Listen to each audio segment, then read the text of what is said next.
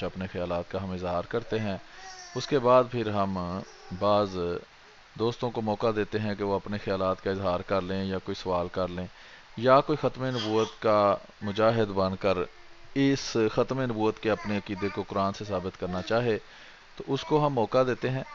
آج بھی ہم یہ پروگرام لے کر آپ کے سامنے حاضر ہوئے ہیں، اور ہم امید کرتے ہیں کہ میں اور آپ مل کر ضرور آج کے پروگرام سے بھی کچھ نہ کچھ سیکھیں گے۔ آپ سے گزارش ہے کہ اس ویڈیو کو زیادہ سے زیادہ شیئر کریں، اور یوٹیوب چینل کو سبسکرائب کر کے بیل آئیکن پر کلک کر لیں، اور یا فیس بک جو ہے وہاں بھی آپ فالو کر لیں، اور ٹویٹر کے اوپر بھی فالو کر لیں، تاکہ آپ کو لیٹسٹ اپڈیٹس جو ہیں وہ ساتھ ساتھ ملتی رہیں۔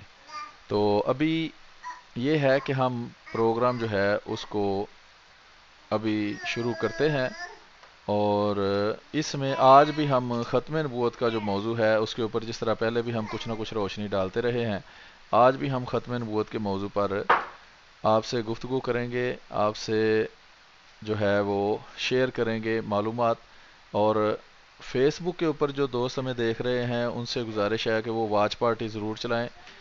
واچ پارٹی کے چلانے سے جو ویورز ہیں وہ زیادہ ہوتے ہیں، اور واچ پارٹی آپ اپنے پروفائل پر چلا سکتے ہیں اور گروپس کے اندر چلا سکتے ہیں۔ اگر آپ کسی زیادہ ممبر والے یا کم ممبر والے گروپس میں ہیں تو اس میں ضرور واچ پارٹی چلائیں، اپنے پروفائل پر بھی چلائیں، اور ایک وقت میں آپ زیادہ واچ پارٹیاں بھی چلا سکتے ہیں۔ یعنی اگر آپ کمپیوٹر پر ہیں تو آپ مختلف ٹیبز کھول کر تو ایک وقت میں ہی زیادہ واچ پارٹیاں بھی چلا سکتے ہیں۔ اس سے ایک ہی وقت میں آپ مختلف جگہ پر زیادہ ویورز کو یہ اپنی جو ویڈیو ہے وہ دکھا سکتے ہیں۔ تو اس طرح مقصد اس کا صرف یہی ہے کہ یہ پیغام زیادہ سے زیادہ لوگوں تک پہنچے، اور غیر احمدی نام کے مسلمانوں کی طرف سے جو احمدی مسلمانوں کے خلاف جھوٹا اور جھوٹ پر مبنی اور دھوکے پر مبنی پراپیگنڈا کیا جاتا ہے، اس کے بارے میں ہم اپنی تحقیق پیش کریں، تاکہ جو احمدی مسلمان ہیں ان کو بھی ان کی معلومات میں اضافہ ہو کہ غیر احمدی جو جھوٹا پراپیگنڈا کر رہے ہیں وہ اس کی حقیقت کیا ہے، اور غیر احمدی کے سامنے بھی ہم اس تحقیق کو پیش کریں کہ ان کے اکابر جو ہیں وہ کس طرح جھوٹ بول رہے ہیں، وہ سیاستدان ہوں، وہ دانشور ہوں، وہ کوئی ٹی وی کے اینکر ہوں، ہوسٹ ہوں، یا کوئی صحافی ہو، یا کوئی مولوی ہو، یا کوئی مولوی زدہ سوشل میڈیا کا مجاہد ہو۔ تو اس قسم کے لوگوں کی طرف سے جو جماعت احمدیہ خلاف جھوٹا پراپیگنڈا کیا جاتا ہے اس کے بارے میں ہم اپنی تحقیق پیش کرتے ہیں، اور مقصد ہمارا یہی ہوتا ہے کہ ہم جو آپ کے سامنے حقائق پیش کریں، اور اس کے بعد پھر ہر بندہ آزاد ہے جو جس طرح فیصلہ کرنا چاہے۔ اگر گالیاں دینے والے گالیاں دیتے رہیں، اور وہ گالیاں دینے والے جو ہیں وہ اپنے گالیاں دینے کا کاروبار جاری رکھنا چاہتے ہیں، تو ہماری صحت پر کوئی فرق نہیں پڑتا، ان کا اپنا مال نامہ کالا ہوتا ہے۔ ہمارے اوپر یہی فرض کیا گیا ہے کہ ہم بات کو آپ کے سامنے کھول کھول کر بیان کر دیں، اور حقائق آپ کے سامنے رکھ دیں۔ جو بھی ہم بات کریں گے انشاءاللہ اس کا حوالہ اور ثبوت اور دلیل ہم آپ کو ساتھ ہی فراہم کریں گے، اور انشاءاللہ قرآن کریم سے، احادیث سے، اور لغت سے اور عقل کے ذریعے ہر لحاظ سے ہم آپ کو اس بات کا قائل کرنے کی کوشش کریں گے کہ جماعت احمدیہ مسلمہ جو ہے یہ وہی جماعت ہے جس کی حضرت محمد صلی اللہ علیہ وآلہ وسلم نے پیشگوئی کی تھی، اور حضرت مرزا غلام محمد قادیانی علیہ الصلوۃ والسلام وہی مسیح اور مہدی ہیں جس کی حضرت محمد صلی اللہ علیہ وآلہ وسلم نے پیشگوئی کی تھی۔ اور آج کے دور میں صحیح اور درست اسلام اور حقیقی اسلام سوائے حضرت مرزا غلام محمد قادیانی علیہ الصلوۃ والسلام کی تعلیمات کے اور کہیں نہیں مل سکتا۔ جو تعلیمات انہوں نے دی ہیں، جو طریقہ کار تعلیم حاصل کرنے کا انہوں نے بتایا ہے، وہی اصل طریقہ ہے اسلام کو سمجھنے کا، اور اس پر عمل کرنے کے لیے وہی بہترین راستہ ہے۔ سادہ سی مثال ہے، آپ ارد گرد دیکھ لیں، کوئی قبروں کی عبادت کر رہا ہے، کوئی گھوڑوں کی عبادت کر رہا ہے، کوئی صحابہ کو گالیاں دے رہا ہے، اور عام طور پر جو اخلاقی حالت ہے اس امت مسلمہ کہلانے والے لوگوں کی، وہ آپ دیکھ لیں کہ بدکاری عام ہے، اور کوئی دنیا کا ایسا غلط کام نہیں جو یہ مسلمان امت کہلانے والے نہیں کر رہے۔ اور اللہ تعالیٰ نے مسیح اور مہدی کو اس لیے بھیجا کہ وہ دنیا میں جا کے ان کو حقائق بتائے، اور بڑے بڑے گناہ جس طرح انسان کا قتل ہے، جیسے دیوبندی وہابی وغیرہ جو ہیں وہ یہ سمجھتے ہیں کہ انسانیت کے قتل و غارت کر کے، دہشت گردی کر کے وہ کوئی اسلام کی خدمت کر رہے ہیں، اور اس کو اسلام کا نام وہ دیتے ہیں۔ تو اس کے خلاف اللہ تعالیٰ نے حضرت مرزا غلام احمد قادری علیہ السلام کو بھیجا کہ جو اب دہشت گرد ہیں، خود دہشت گردی کرتے ہیں، وہ احمدی مسلمانوں پر الزام لگاتے ہیں، دیکھیں جی انہوں نے جہاد کو حرام قرار دے دیا۔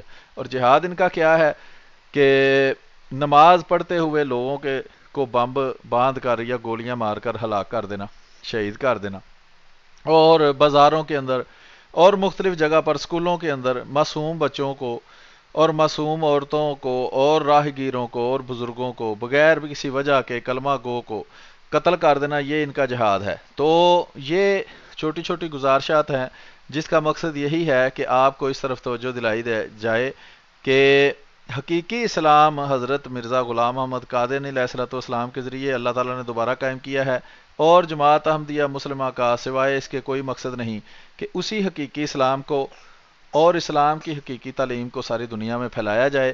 اور اس سلسلے میں ہر بندے کو اپنی کوشش کرنی چاہیے، مجھ سے جہاں تک ہو سکے گا میں اس کوشش کو کروں گا، اور اپنی میری جتنی بھی معلومات ہیں وہ میں آپ کے سامنے شیئر کرتا رہوں گا۔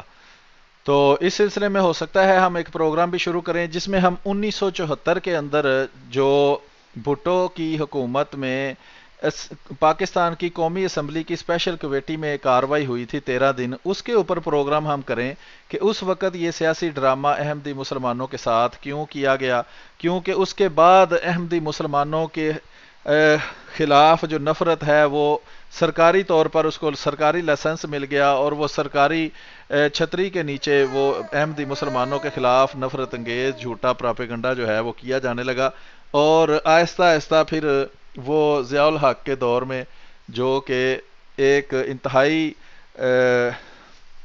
جاہل شخص تھا، اس کے دور میں پھر یہ احمدی مسلمانوں پر کلمہ پڑھنے اور اپنی مسجد کو مسجد کہنے اور نماز پڑھنے وغیرہ کی پابندیاں بھی لگائی گئیں، اور اس دور کو ہم جو ہے وہ بھی کوشش کریں گے کہ آپ کے سامنے پیش کریں، تاکہ جو عوام ہے اور جو ہمارے چھوٹے جو سنتے ہیں جوان بچے ہیں اور جوان ہو رہے ہیں، ان کو پتہ چلے کہ حالات کیا تھے، کیا باتیں ہوئیں، کیا اعتراض ہوئے، کیا جواب دیے گئے۔ اس کے علاوہ جو لوگ مطالعہ نہیں کرتے، جو اس بارے میں زیادہ معلومات نہیں رکھتے، ان کو بھی یہ معلومات فراہم کی جائیں، اور ہمارے غیر احمدی نام کے مسلمان جو ہیں، دیوبندی، وہابی، شیعہ، بریلوی، ان کو بھی حقائق بتائے جائیں، کیونکہ ان کو مولوی حضرات اور اس کے علاوہ جن لوگوں کے میں نے نام لیے ہیں جیسے سیاستدان ہیں، صحافی ہیں، دانشور ہیں، یہ سب جھوٹ بول بول کر کو جو غلط ان کو معلومات فراہم کرتے ہیں، اس کی جگہ پر ان کو درست اور معلومات فراہم کی جائیں اور ما ثبوت کیا جائے، تاکہ وہ جو سرکاری دستاویز انہوں نے چھاپی ہے اس میں سے ہی اگر پڑھ کے سنوایا جائے تو ان کو پتہ چل جائے گا کہ اس وقت مولویوں کا اور وہاں کے سیاستدانوں کا کیا حشر ہو رہا تھا، اور اس کے بعد جو سیاسی فیصلہ کیا گیا اس کا اس کاروائی سے کوئی تعلق ہی نہیں ہے۔ وہ فیصلہ پہلے سے ہو چکا تھا، جو خود اس کاروائی کے اندر موجود لوگوں نے ویڈیو ریکارڈنگ کے اندر برملا اس کا اظہار کیا ہے، اور خود اس کاروائی کے اندر ایسی شہادتیں موجود ہیں جس سے یہ پتہ چلتا ہے کہ وہ کاروائی سراسر ایک سیاسی ڈرامہ تھا، جس کا مقصد جماعت احمدیہ کو اور اس کی خلافت کو پنجابی میں کہتے ہیں کھڈے لائن لگانا، ایک سائیڈ پہ کرنا تھا، تاکہ باقی کے لوگ جو ہیں وہ اپنی مرضی سے بھٹو جو ہے وہ سیاسی لیڈر بن جائے اور شاہ فیصل جو ہے وہ خلیفہ بن جائے۔ تو اللہ تعالیٰ نے ان کا جیسا انجام کیا وہ ساری دنیا نے دیکھا، لیکن جماعت احمدیہ خلاف اس کے بعد جو نفرت انگیز پراپیگنڈا میں اضافہ ہوا اور نفرت بڑھتی گئی، وہ ہم جو ہیں آپ کے سامنے جو ہے تفصیلات اس کی پیش کریں گے اپنی معلومات کے مطابق، تو انشاءاللہ امید ہے اس سے بھی آپ کافی کچھ سیکھیں گے۔ تو ابھی چونکہ کافی دوستوں نے شیئر کر دیا ہوگا اس کو، اور جو باتیں ہیں وہ ہو رہی ہیں اور ہوتی رہیں گی، تو آگے ہم چلتے ہیں ذرا تھوڑا سا معلومات کی طرف کہ ختم نبوت جو ہے اس کے بارے میں کچھ ہم بات کرتے ہیں۔ اچھا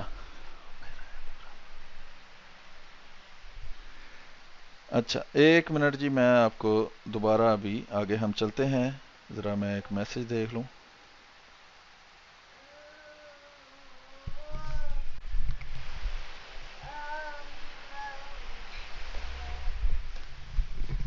اچھا جی، تو ابھی ہم ختم نبوت کے موضوع پر کچھ بات کرتے ہیں.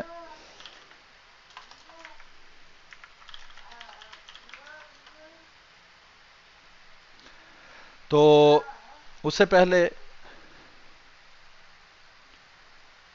جیسا کہ آپ جانتے ہیں کہ مختلف قسم کے فورمز پر جماعت احمدیہ خلاف مختلف قسم کا پراپیگنڈا ہوتا رہتا ہے، اور اکثر و بیشتر 99.9% یہ پراپیگنڈا ختم نبوت کے نام پر ہوتا ہے. ٹھیک ہے، تو اس لیے ہم چاہتے ہیں کہ ختم نبوت کا موضوع جو ہے وہ آپ کو احمدی مسلمانوں کو بھی اور غیر احمدی مسلمان کہلانے والوں کو بھی اچھی طرح سمجھ آ جائے، تاکہ اس جو پراپیگنڈا ہے اس کی حقیقت آپ کو پتہ چل جائے. تو آپ نے دیکھا بھی ہوگا کہ ختم نبوت کے بارے میں کوئی بھی پروگرام ہو رہا ہو تو حقیقت میں اس کے اندر کیا ہوتا ہے؟ حقیقت میں اس کا مقصد ہوتا ہے جماعت احمدیہ کی بے جا مخالفت، اور اس بے جا مخالفت کے اندر سب سے زیادہ جو کام ہوتا ہے وہ ہے حضرت مرزا غلام محمد قادیانی علیہ الصلوۃ والسلام مسیح و مہدی کی توہین. تو یہ ہے وہ کام جو یہ ختم نبوت کے مجاہد جو ہیں وہ کرتے ہیں اپنے ختم نبوت کے پروگراموں کے اندر. تو آج چونکہ احمد بٹ صاحب کچھ مصروف تھے 2-3 دن اندر، ان کے ساتھ پروگرام ہمارا نہیں ہوا، تو آج وہ دوبارہ جو ہے وہ دستیاب ہیں. تو آج پھر ہم ان کے ساتھ پروگرام کریں گے، اور ابھی چونکہ اچانک ہی ان سے رابطہ ہوا ہے تو میں اس سے پہلے کام کر رہا تھا بہت ضروری، تو اس لیے ان سے رابطہ نہیں ہو سکا. تو ابھی ہم احمد بٹ صاحب سے پوچھتے ہیں کہ آج کیا موضوع رکھیں، اور اس کے بارے میں گفتگو جو ہے وہ پھر ہم ان سے کرتے ہیں. السلام علیکم ورحمۃ اللہ وبرکاتہ.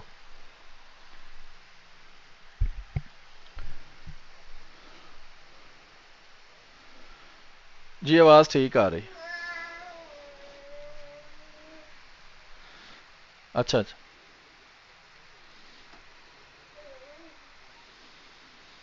صحیح ہے. وہ مائک کو، ہاں یہ والا چل رہا ہے.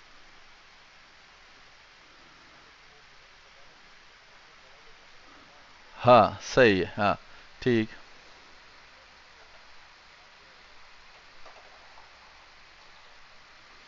جی جی جی، جہاد والا، ہاں اس کا دوسرا حصہ ٹھیک. جی ٹھیک.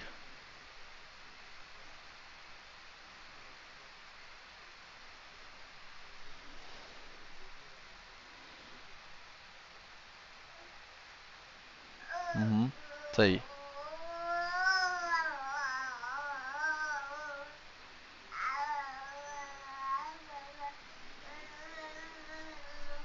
ہوں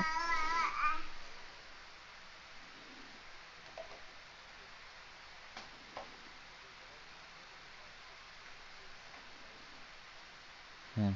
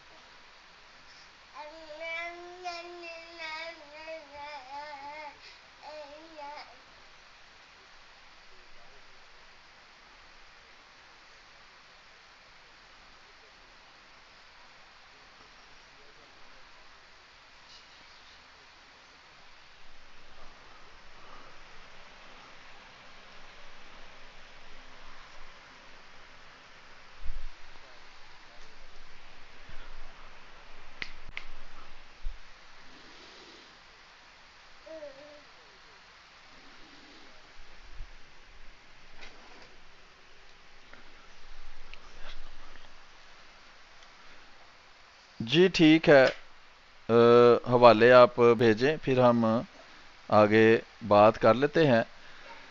تو اس سلسلے میں عرض یہ ہے کہ جہاد کے موضوع پر پچھلی دفعہ ہم نے بات کی ہے. دوستوں کو یہ پتہ ہوگا کہ 2-3 دن پہلے ہم نے جہاد کے مسئلے پر گفتگو کی تھی، اور اس وقت ہم نے یہ کام کیا تھا کہ اس زمانے کے حالات آپ کو بتائے تھے یہ کہا جاتا ہے جی حضرت مرزا غلام احمد قادیانی علیہ الصلوۃ والسلام کے بارے میں کہ آپ نے جہاد کو حرام قرار دیا تاکہ جو ہے انگریز وہ مسلمانوں سے جو حکومت چھینی گئی تھی تو اس کے بارے میں انگریز کو خطرہ تھا کہ انہوں نے پھر بہت سخت جہاد ہمارے ساتھ کرنا ہے، تو اس کو حرام قرار دلوا دیتے ہیں حضرت مرزا غلام احمد قادیانی علیہ الصلوۃ والسلام کے ذریعے۔ تو ہم نے اس زمانے کے حالات بتائے تھے کہ یہ نام کے مسلمان آج کل جو یہ باتیں کرتے ہیں، ان کے باوجود کس طرح ماریں کھا رہے تھے مختلف قوموں سے، اور کس طرح خود جڑیں کاٹ رہے تھے، اور مغلیہ حکومت ایک مرا ہوا جو ہے وہ ہاتھی تھا کہ جس سے بو آ رہی تھی سب کو، اور کو کسی کام کا بھی نہیں تھا۔ تو اس کے بعد انگریزوں نے آ کر خاص طور پر پنجاب میں جہاں حضرت مرزا غلام محمد قادری علیہ الصلوۃ والسلام تھے، وہاں تو سکھوں نے انتہائی ظلم کیے مسلمانوں کے اوپر، اور مذہبی آزادی جو ہے، حضرت مرزا غلام محمد قادری علیہ الصلوۃ والسلام چونکہ ایک مذہبی لیڈر تھے، کوئی سیاسی لیڈر نہیں تھے، تو اس لیے مذہبی آزادی خاص طور پر پنجاب کے اندر بالکل مفقود تھی، مسلمانوں کے لیے اذان دینے پہ پابندی تھی، اور مختلف قسم کے سخت حالات آگے انشاءاللہ حوالہ جات کے اندر بھی مزید آئیں گے۔ تو یہ جو ہے وہ ہم نے مختلف حالات بیان کیے حضرت سلیم جی جی ایک دفعہ چیک کر لیں، میرے خیال دوست کہہ رہے ہیں کہ آواز ان کو میری نہیں آ رہی۔ نہیں اب آ رہی ہے ان کو۔ اچھا، کیونکہ میں نے وہ آج آن کیا ہے یوٹیوب چینل پہ، تو اس پہ جو میسج نظر آ رہے ہیں مجھے، اس میں یہ لکھا آ رہا ہے کہ میری آواز جو ہے وہ نہیں آ رہی۔ ہاں، اس کی وجہ یہ ہے کہ میں کئی دن کئی ہفتے اپنا کمپیوٹر بند نہیں کرتا، تو اپ ڈیٹس وغیرہ آئی ہوتی ہیں، وہ مجھے پتہ چل گیا ہے کیوں ایسے ہوتا ہے، تو وہ کئی 2-3 ہفتے 4 ہفتے گزر جائیں تو اس کے بعد پھر اس طرح ہوتا ہے، وہ میں کمپیوٹر پھر ریسٹارٹ کروں نا تو پھر یہ مسئلہ حل ہو جاتا ہے، لیکن وہ اس طرح مجھے پتہ نہیں چلتا جب تک کوئی اور بندہ لائیو میں آئے نا۔ تو آپ آئے ہیں تو پھر یہ پتہ چلا ہے، لیکن ابھی میں نے مائک وہ اسپیکر آن کر لیا ہے تو آپ کی آواز بھی جائے گی، کوئی مسئلہ نہیں۔ چلیں صحیح ہے۔ یہ اچھا کیا آپ نے کہ وضاحت کر دی کہ پہلے ہم نے وہ اس وقت کے حالات اور واقعات بتائے ہیں کہ اس وقت صورتحال کیا تھی، اور یہ جو پروپیگنڈا کیا جاتا ہے کہ اس وقت کوئی گویا کہ مسلمانوں کی ایک اجماعی حکومت تھی جو آ کے انگریزوں نے چھینی ہے۔ انگریزوں نے بہت پہلے ہی یہ قبضہ کرنا شروع کر دیا تھا، اور اس کے اعلیٰ کار بھی خود نہ صرف یہ کہ مسلمان حکمران بنے ہیں جو مختلف صوبوں کے اور مختلف ریاستوں کے حکمران تھے، بلکہ اسی طرح ہندو اور دوسرے جو ہیں حکمران، کیونکہ وہ بھی علیحدہ اپنی اسٹیٹس بنا کے بیٹھے ہوئے تھے، تو دونوں طرف انگریز ان کی مدد بھی کرتے رہے ہیں، اور معاوضے کے طور پہ پھر ان سے علاقے بھی لیتے رہے ہیں، اور رفتہ رفتہ انہوں نے اتنے علاقے لے لیے کہ بالآخر انہوں نے یہ فیصلہ کیا کہ کیوں نہ ہم یہ سارا نظام ہی جو ہے وہ اپنے ہاتھ میں لے لیں۔ تو انشاءاللہ وہ آج بھی جو حوالے آئیں گے ان میں بھی یہ بات کہیں نہ کہیں ذکر ہوگی اس کی۔ میں سارے حوالے تو نہیں چیک کر سکا دوبارہ، جیسے کہ میں نے بتایا کہ میں بھی ویکینڈ کو مصروف تھا، لیکن انشاءاللہ امید ہے کہ آج جو انہوں نے یہ کہا تھا کہ ہمارے بعض بزرگ جو ہیں انہوں نے دارالحرب کا فتویٰ بھی دیا، تو ان سے محترم یہ سوال ہے، یا ان کے جو ماننے والے ہیں ان سے یہ سوال ہے کہ اگر انہوں نے اس کو دارالحرب کا فتویٰ دیا تھا، اور جنہوں نے اس کو دارالاسلام کا فتویٰ دیا تھا، اور قرآن اور حدیث کی روشنی میں اس کو دارالاسلام جو ہے وہ قرار دیا تھا، بلکہ یہاں تک انہوں نے کہا تھا کہ انگریزوں سے اب ہمارا معاہدہ ہے، اور انہوں نے وہ احادیث بھی کوٹ کی ہیں سوائے ایک حدیث کے کہ معاہدہ شکنی جو ہے وہ اسلام میں کتنا بھاری جرم تصور کیا جاتا ہے۔ تو انشاءاللہ جس حدیث کا انہوں نے ذکر نہیں کیا اس کا بھی میں ذکر کر دوں گا۔ تو آپ کے پاس حوالہ جات پہنچ چکے ہیں، تو ہم بسم اللہ کرتے ہیں، جو پہلا حوالہ ہے اس کو کھول کے دیکھتے ہیں کہ کیا لکھا ہے اس میں۔ جی یہ پہلا حوالہ ہے تواریخ عجیبہ کا سوان احمدی، اس کا دونوں ہی نام ہے اسی ایک چیز کے، تو اس کے آگے یہ حوالہ ہے، یہ صفحہ نمبر 57 کے اوپر، وہ میں آپ کو پڑھ کے سناتا ہوں۔ لکھا ہے کہ صاحب مخزن لکھتا ہے کہ ایام طفولیت سے آپ کی طبیعت اور جبلت میں شوق و ذوق اہلائے کلمت اللہ اور انتفاع نائرہ کفر و بدعت بھرا ہوا تھا، اس واسطے ہر گھڑی اور ہر ساتھ جہاد قتال کفار کا ارادہ کرتے رہتے تھے، اور سرکار انگریزی گو کافر تھی مگر اس کی مسلمان رعایا کی آزادی اور سرکار انگریزی کی بے روح رعائی اور بوجہ موجودگی ان حالات کے ہماری شریعت کے شرائط سرکار انگریزی سے جہاد کو مانے تھیں۔ ٹھیک ہے جی، یہ سادہ عبارت میں اگر کہیں تو وہ کہتے ہیں چونکہ وہ شریعت کے لحاظ سے مسلمانوں کو آزادی دے رہے تھے، کوئی پابندی نہیں لگاتے تھے۔ مثال یہ ہے کہ جیسے سکھوں نے اذان پہ پابندی لگا دی، جیسے پاکستان نے آج کل احمدی مسلمانوں پر پابندیاں لگائی ہیں، ایسی انگریزوں کے دور میں کوئی پابندیاں نہیں تھی، آج بھی انگریزی حکومتیں جو ہیں یا یورپین حکومتیں، وہاں اس طرح کی کوئی پابندیاں نہیں ہیں۔ تو یہ وہ کہہ رہے ہیں اس لیے ان سے جہاد کرنے کی کوئی ضرورت نہیں محسوس وہ کرتے تھے۔ اگر اس واسطے اگر آپ کو منظور ہوا کہ اقوام سکھ پنجاب پر جو نہایت ظالم اور احکام شریعت کی خارج اور مانے تھے جہاد کیا جائے، یہ دونوں کا موازنے کا بھی پتہ چل گیا، اور حضرت مسیح موعود علیہ الصلوۃ والسلام جو ہیں وہ پنجاب کے اندر ہی اللہ تعالیٰ نے ان کو مبعوث کیا ہے، اور ان کے جو والدین ہیں یا بھائی ہیں وہ سارے وہ جو واقعات ہیں وہ پنجاب کے اندر جو حالات تھے اس کی وجہ سے وہ ساری صورتحال آسانی سے سمجھی جا سکتی ہے کہ پنجاب کے اندر مسلمانوں کے حالات جو تھے وہ بہت پتلے تھے، خاص طور پر جو شرعی احکام کو بجا لانا ہے اس کے بارے میں۔ تو جہاد کا کام ایسا نہیں ہے کہ جھٹ پٹ انجام کو پہنچ جائے اور اسے فارغ ہو کر اپنے گھروں کو لوٹ جایا جائے۔ جی اچھا، وہ کہتے ہیں کہ لہٰذا آپ نے چاہا کہ جہاد کرنے سے پہلے فرض حج کو ادا کر لیں اور بعد ادائے اس فرض کے سکھوں سے جہاد شروع کیا جائے۔ جی احمد بار صاحب اس کو یہیں تک رکھیں یا آگے بھی پڑھنا ہے یہ والا؟ نہیں مطلب یہ واضح آپ نے تحریر میں کہ انہوں نے کہا ہے کہ ہم نے انگریزوں سے جہاد کیوں نہیں کرنا، بلکہ آگے جا کے وہ تحریریں بھی آئیں گے، ان سے یہ معین طور پہ یہ سوال پوچھا گیا کہ آپ اتنی دور سے انگریزوں کی علمداری سے نکل کے تو سکھوں سے جہاد کرنے ہیں، تو آپ انگریزوں سے گھر میں ہی جہاد کیوں نہیں کر لے، اس کی بھی انہوں نے وضاحت کی ہے۔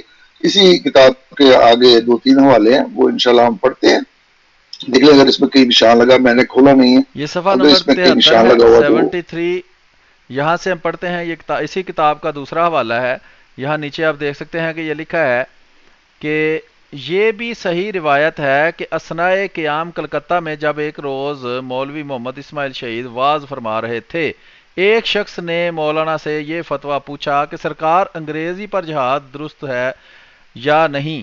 اس کے جواب میں مولانا نے فرمایا کہ ایسے بے روح ریا اور غیر متعصب سرکار پر کسی طرح بھی جہاد کرنا درست نہیں۔ ٹھیک ہے جی، اسماعیل شہید دہلوی کہہ رہے ہیں، اور یہ وہابی ان کو بہت زیادہ مانتے ہیں، اپنا بزرگ مانتے ہیں، اور یہ دیکھ لیں کہ کیا کہہ رہے ہیں کہ چونکہ انگریز بے روح ریا اور غیر متعصب ہیں۔ اب ایک اور چیز قابل غور ہے کہ جب یہ دیوبندی یا اس طرح کے دوسرے لوگوں نے جماعت احمدیہ کی مخالفت میں جھوٹ بول کر عوام کو دھوکہ دینا ہوتا ہے، تو وہ انگریزوں کو ایسے پیش کرتے ہیں جیسے وہ گلیوں میں لائنیں بنا کر مسلمانوں کو کھڑا کر کے تو ان کی گردنیں اتارتے جا رہے تھے، اور مسلمان مرتے جا رہے تھے، اور عورتوں کی عزتیں لوٹی جا رہی تھیں، اور بچے قتل کیے جا رہے تھے، کوئی اس طرح کے حالات تھے۔ لیکن وہ بالکل ایک بہت بڑی گپ ہے۔ جب ان میں 1857 میں انہوں نے انگریزوں کو مارا، ان کے لوگوں کو مارا، اس کے بعد جس پر جرم ثابت ہو گیا ان کی عدالت میں، اس کے ساتھ انہوں نے جو سلوک چوروں اور ڈاکوؤں سے ہوتا تھا وہی ان کے ساتھ سلوک کیا۔ لیکن عموماً سلوک کیا تھا؟ وہ اس طرح کی کتابوں میں جس میں ان کے سامنے کوئی مخالف نہیں ہماری طرح احمدی مسلمانوں کی طرح کا ہوتا، یہ سچ بولتے ہیں۔ وہ کیا ہے کہ ایسی بے روح ریا اور غیر متعصب سرکار پر کسی طرح بھی جہاد کرنا درست نہیں، اور یہ عبارت کبھی بھی آپ کو پڑھ کے نہیں سنائیں گے، حالانکہ یہ بھی کتابوں میں لکھا ہوا ہے۔ ٹھیک ہے جی، اور اس وقت پنجاب کے سکھوں کا ظلم اس حد تک پہنچ گیا ہے کہ ان پر جہاد کیا جائے، یعنی کہ پنجاب کے اندر جو حالات تھے وہ کہہ رہے ہیں کہ اس قابل ہیں کہ جہاد جا کر پنجاب میں کیا جائے۔ وہ پنجاب سے نہیں تھے، وہ پنجاب کے علاوہ کسی علاقے میں تھے، اور وہاں سے وہ پنجاب میں پھر بعد میں جہاد کرنے آئے ہیں، اور یہ شہید ساتھ اسی لیے لکھا ہوا ہے کہ اسی لڑائی کے اندر پھر وہ جو ہے وہ مارے گئے ہیں۔ ٹھیک ہے جی جی جی مطلب آپ نے اس میں کہا ہے کہ یہ وہابیوں کے بڑے ہیں، تو یہ صرف وہابیوں کے بڑے نہیں ہیں بلکہ یہ جو دیوبندی ہیں ان کے بھی بڑے ہیں، ٹھیک، تو اس لیے میں نے کہا کہ میں اس کی وضاحت کر دوں، اور یہی وہ ان کے بزرگ ہیں جن کے بارے میں کہا جاتا ہے کہ انہوں نے شاہ عبدالعزیز کے فتوے پہ عمل کر کے تو جہاد کیا۔ تو جہاد جو انہوں نے فتوے پہ عمل کر کے کیا تو وہ انگریزوں کے خلاف نہیں کیا، اس کا مطلب یہ ہوا کہ شاہ عبدالعزیز کا فتویٰ جو ہے وہ انگریزوں کے خلاف نہیں تھا، ورنہ یہ اپنے گھر سے خدا کرتے، نہ کہ انگریزوں کی مدد سے جا کے سکھوں سے جہاد کرتے، جیسا کہ اگلے والوں میں یہ انشاءاللہ بات کھل کے سامنے آ جائے گی۔ جی بتائیں۔ جی جی بہت شکریہ۔ اچھا آگے ہم چلتے ہیں جی اگلے حوالے کی طرف۔ یہ بھی سوان احمدیہ وہی کتاب ہے، اور صفحہ نمبر 89 صفحہ نمبر 99 ہے۔ اس میں یہ نیچے لکھا ہے کہ اس وقت ہر شہر و قصبہ و گاؤں واقعہ برٹش انڈیا یعنی انگریزی عملداری واقع ہند میں اعلانیہ سکھوں پر جہاد کرنے کا واز ہوتا تھا. ٹھیک ہے جی. کیا ہوتا تھا جی؟ سکھوں پر جہاد کرنے کا واز ہوتا تھا، لیکن خود وہ انگریزی حکومت میں تھے. مگر براہ دور اندیشی معرفت شیخ غلام علی صاحب رئیس اعظم الہ آباد کے نواب لیفٹیننٹ گورنر بہادر اضلاع شمالی و مغربی کو بھی اشتہاری جہاد سکھوں کی اطلاع دی گئی تھی، جس کے جواب میں صاحب ممدو نے یہ تحریر فرمایا کہ جب تک انگریزی عملداری میں کسی فتنہ فساد کا اندیشہ نہ ہو ہم ایسی تیاری کا مانع نہیں. اس کے بعد جب سید صاحب ملک یاغستان میں پہنچ کر سکھوں سے جہاد میں مصروف تھے، اس وقت ایک ہندوی 7,000 روپیہ کی جو بذریعہ ساہوکاران دہلی مرسلہ مولوی محمد اسحاق صاحب بنام سید صاحب روانہ ہوئی تھی، ملک پنجاب میں وصول نہ ہونے پر اس 7,000 کی واپسی کا دعویٰ عدالت دیوانے میں دائر ہو کر ڈگری ہوا. تو اصل میں یہی دکھانا یہاں مقصود ہے کہ انگریزوں کے علاقوں میں اعلان کر کر کے یہ جہاد کرنے، یہ بالکل ویسی ہی صورتحال آپ سمجھ لیں جنہوں نے یہ واقعہ دیکھے ہیں. پاکستان کے اندر جب رشیا جو ہے وہ افغانستان کے اندر آ گیا تو پاکستان میں یہ دیوبندی اور وہابی جو ہیں یہ اپنے چھوٹے بڑے بچوں کو جو بھی اس قابل تھا جو بھی مانتا تھا اس کو یہ کہہ کر کے افغانستان میں مسلمانوں کے خلاف جو ہے وہ کافروں نے وہاں قبضہ کر لیا ہے اور مسلمانوں پر جہاد فرض ہو گیا، آؤ وہاں جا کے جہاد کریں. تو یہ اس وقت وہاں اسی طرح یہ انگریزوں کے علاقے میں جو تھے اور وہاں سے یہ سکھوں کے علاقے میں یعنی پنجاب کے اندر آ کر تو جہاد کرنا انہوں نے چاہا، لیکن انگریزوں پر جہاد نہ انہوں نے خود کیا نہ ہی انہوں نے جہاد کا فتویٰ کوئی اس طرح کا دیا ہے. جی احمد بھٹ صاحب کچھ کہنا چاہتے ہیں؟ جی دوسری بات اس میں یہ ہے کہ انہوں نے وہاں پہ جو گورنر تھا اس وقت انگریز، اس سے باقاعدہ اجازت لی ہے اس چیز کی. اسی طرح وہ جو آپ نے ہنڈی کا پڑھا ہے تو کسی نے پیسے بھیجے جہادیوں کے لیے تو وہ کوئی شخص جو تھا وہ پیسے لے کے تو بیٹھ گیا، اس کے خلاف باقاعدہ مقدمہ ہوا اور انگریزی عدالتوں نے ان کے حق میں فیصلہ کیا اور وہ پیسہ ان کو پہنچایا گیا. یعنی کہ یہ جو مجاہدین سکھوں کے خلاف جہاد کرنے کی تیاری کر رہے تھے ان کا پیسہ کسی نے مار لیا تو اس کے خلاف انگریزوں کی عدالتوں نے فیصلے دیے اور ان مجاہدین کو وہ پیسہ جو ہے وہ دیا گیا.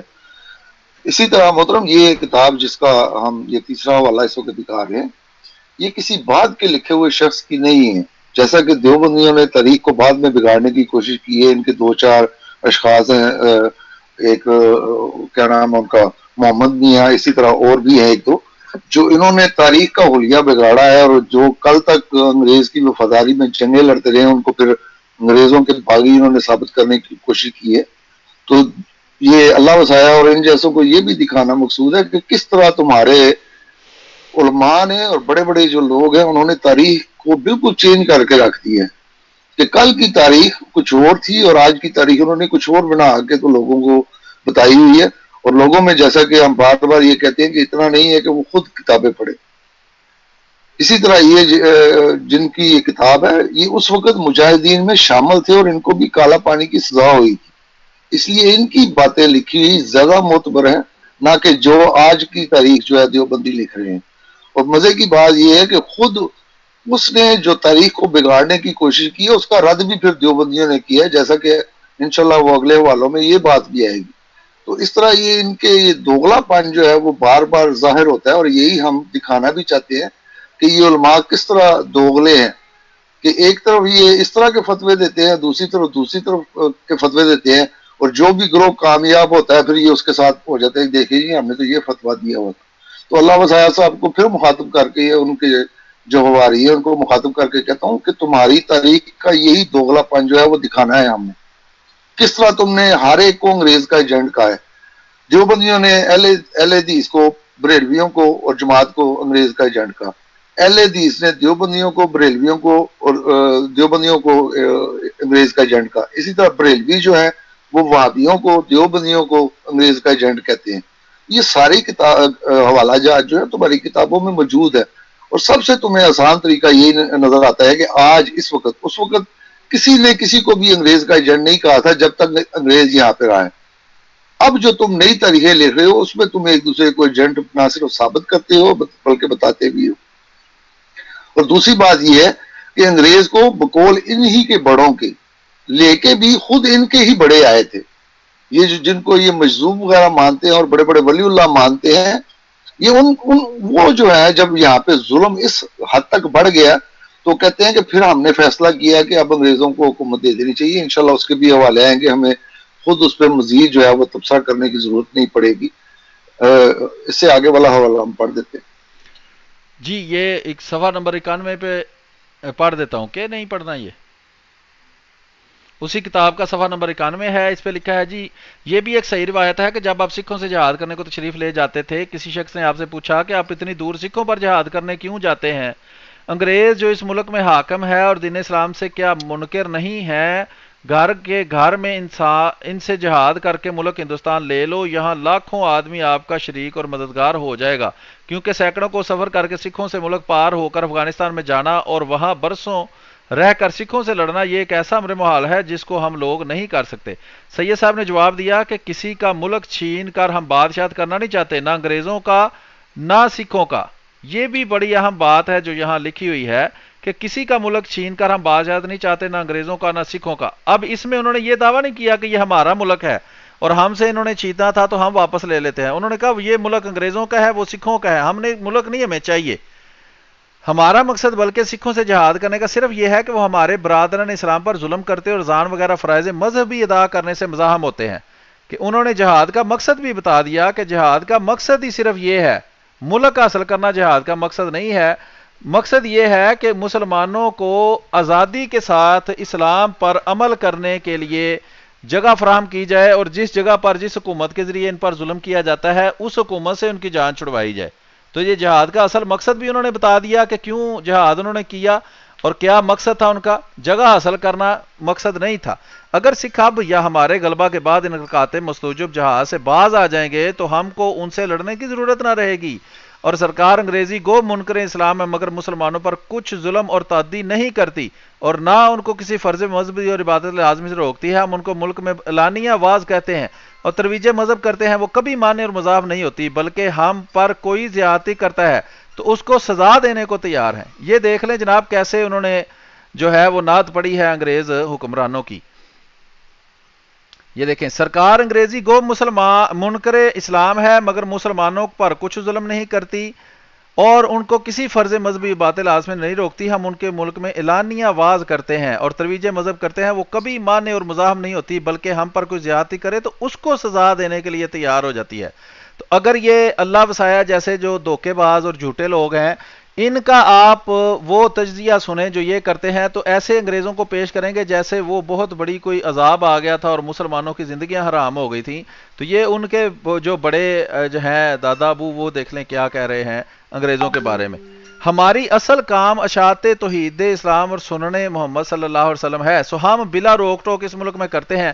پھر ہم سرکار انگریزی پر کس سبب سے جہاد کریں اور خلاف اصول مذہب طرفین کا خون بلا سبب گراویں, جیسا کہ آج کل دیوبندی اور وہابی جو ہے وہ اپنی دہشت گردی کا نام جو ہے وہ جہاد رکھتے ہیں کہ بلا وجہ خون بہاتے ہیں, مسجدوں میں جو ہے وہ معصوم لوگوں کو, نماز پڑھتے ہوئے لوگوں کو قتل کرتے ہیں, بازاروں میں قتل کرتے ہیں, بچوں کو اسکولوں میں جا کے قتل کرتے ہیں اور اس کا نام جہاد رکھ کے رسول کریم صلی اللہ علیہ وسلم کی منسوب کرتے ہیں کہ یہ ہے وہ جو رسول کریم صلی اللہ علیہ وسلم مجھے ہمیں سکھا کے گئے ہیں. تو اس سے بڑی توہین رسول کریم صلی اللہ علیہ وسلم کی کیا ہوگی.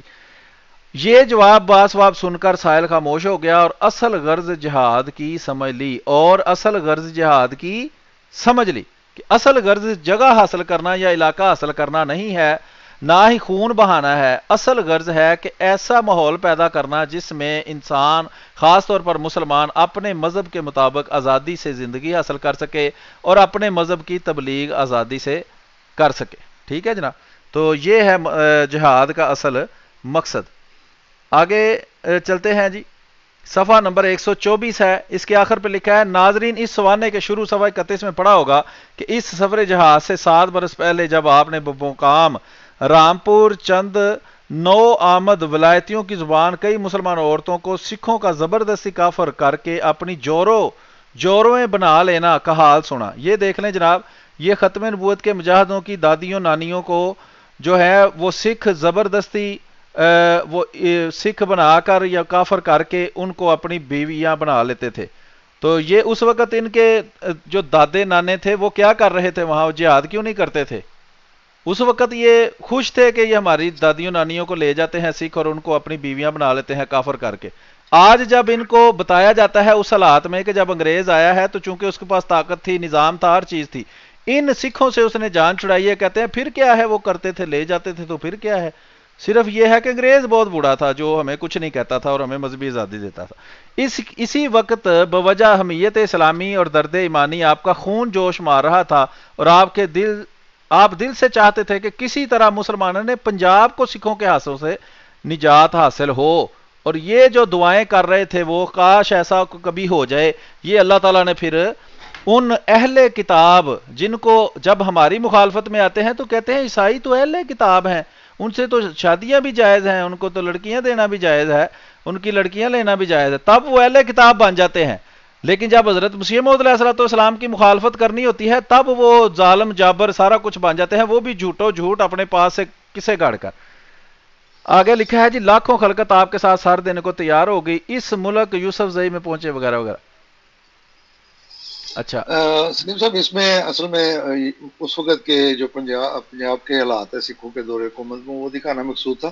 جی انشاءاللہ اس کی تفصیل جو ہے وہ آگے آئے گی. درمیان میں کچھ حوالے جو ہیں وہ اس میں یہ دکھایا گیا ہے، پڑھنے کی ضرورت نہیں ہے، ویسے وہ اٹیچمنٹ میں لگ جائیں گے کہ ان کی لڑائی جو ہے وہ دورانیوں کے ساتھ ہوئی، اور دورانی جو ہے وہ مسلمان تھے، بلکہ وہ سکھوں کی طرف سے ایک قسم ان کے ساتھ اتحاد کر کے تو انہوں نے ان کے ساتھ لڑائی کی ہے. اس لیے بعض جو ہیں خاص طور پہ بریلوی جو ہیں ان کو شہید بالا کوٹ نہیں کہتے.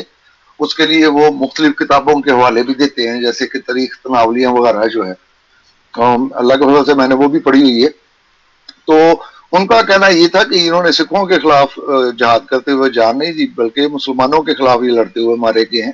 اس لیے وہ ان کو قتیل بالا کوٹ کہتے ہیں، شہید بالا کوٹ نہیں کہتے.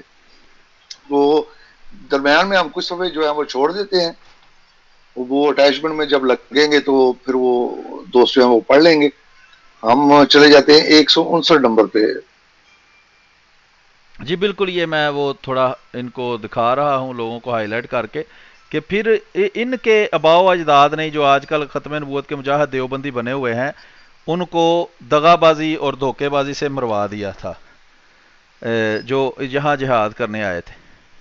صفحہ نمبر کون سا ہے جی؟ آگے جانا ہے 159 صفحہ نمبر 159 اور پہنچ چکے ہیں جی. اس وقت کہا کہ ملک ہندوستان میں خلیفہ صاحب کے لاکھوں مرید جان نثار بڑے بڑے نواب و ذمہ دار اور اس وقت تمام ہندوستان نصرانیوں کے قبضے میں ہے. پھر جب سکھ اور نصرانی دونوں کفر میں برابر ہیں تو خلیفہ صاحب نے اپنے لاکھوں مریدوں کو جمع کر کے گھر بیٹھے بٹھائے سرکار انگریزی جہاد کیوں نہیں کیا؟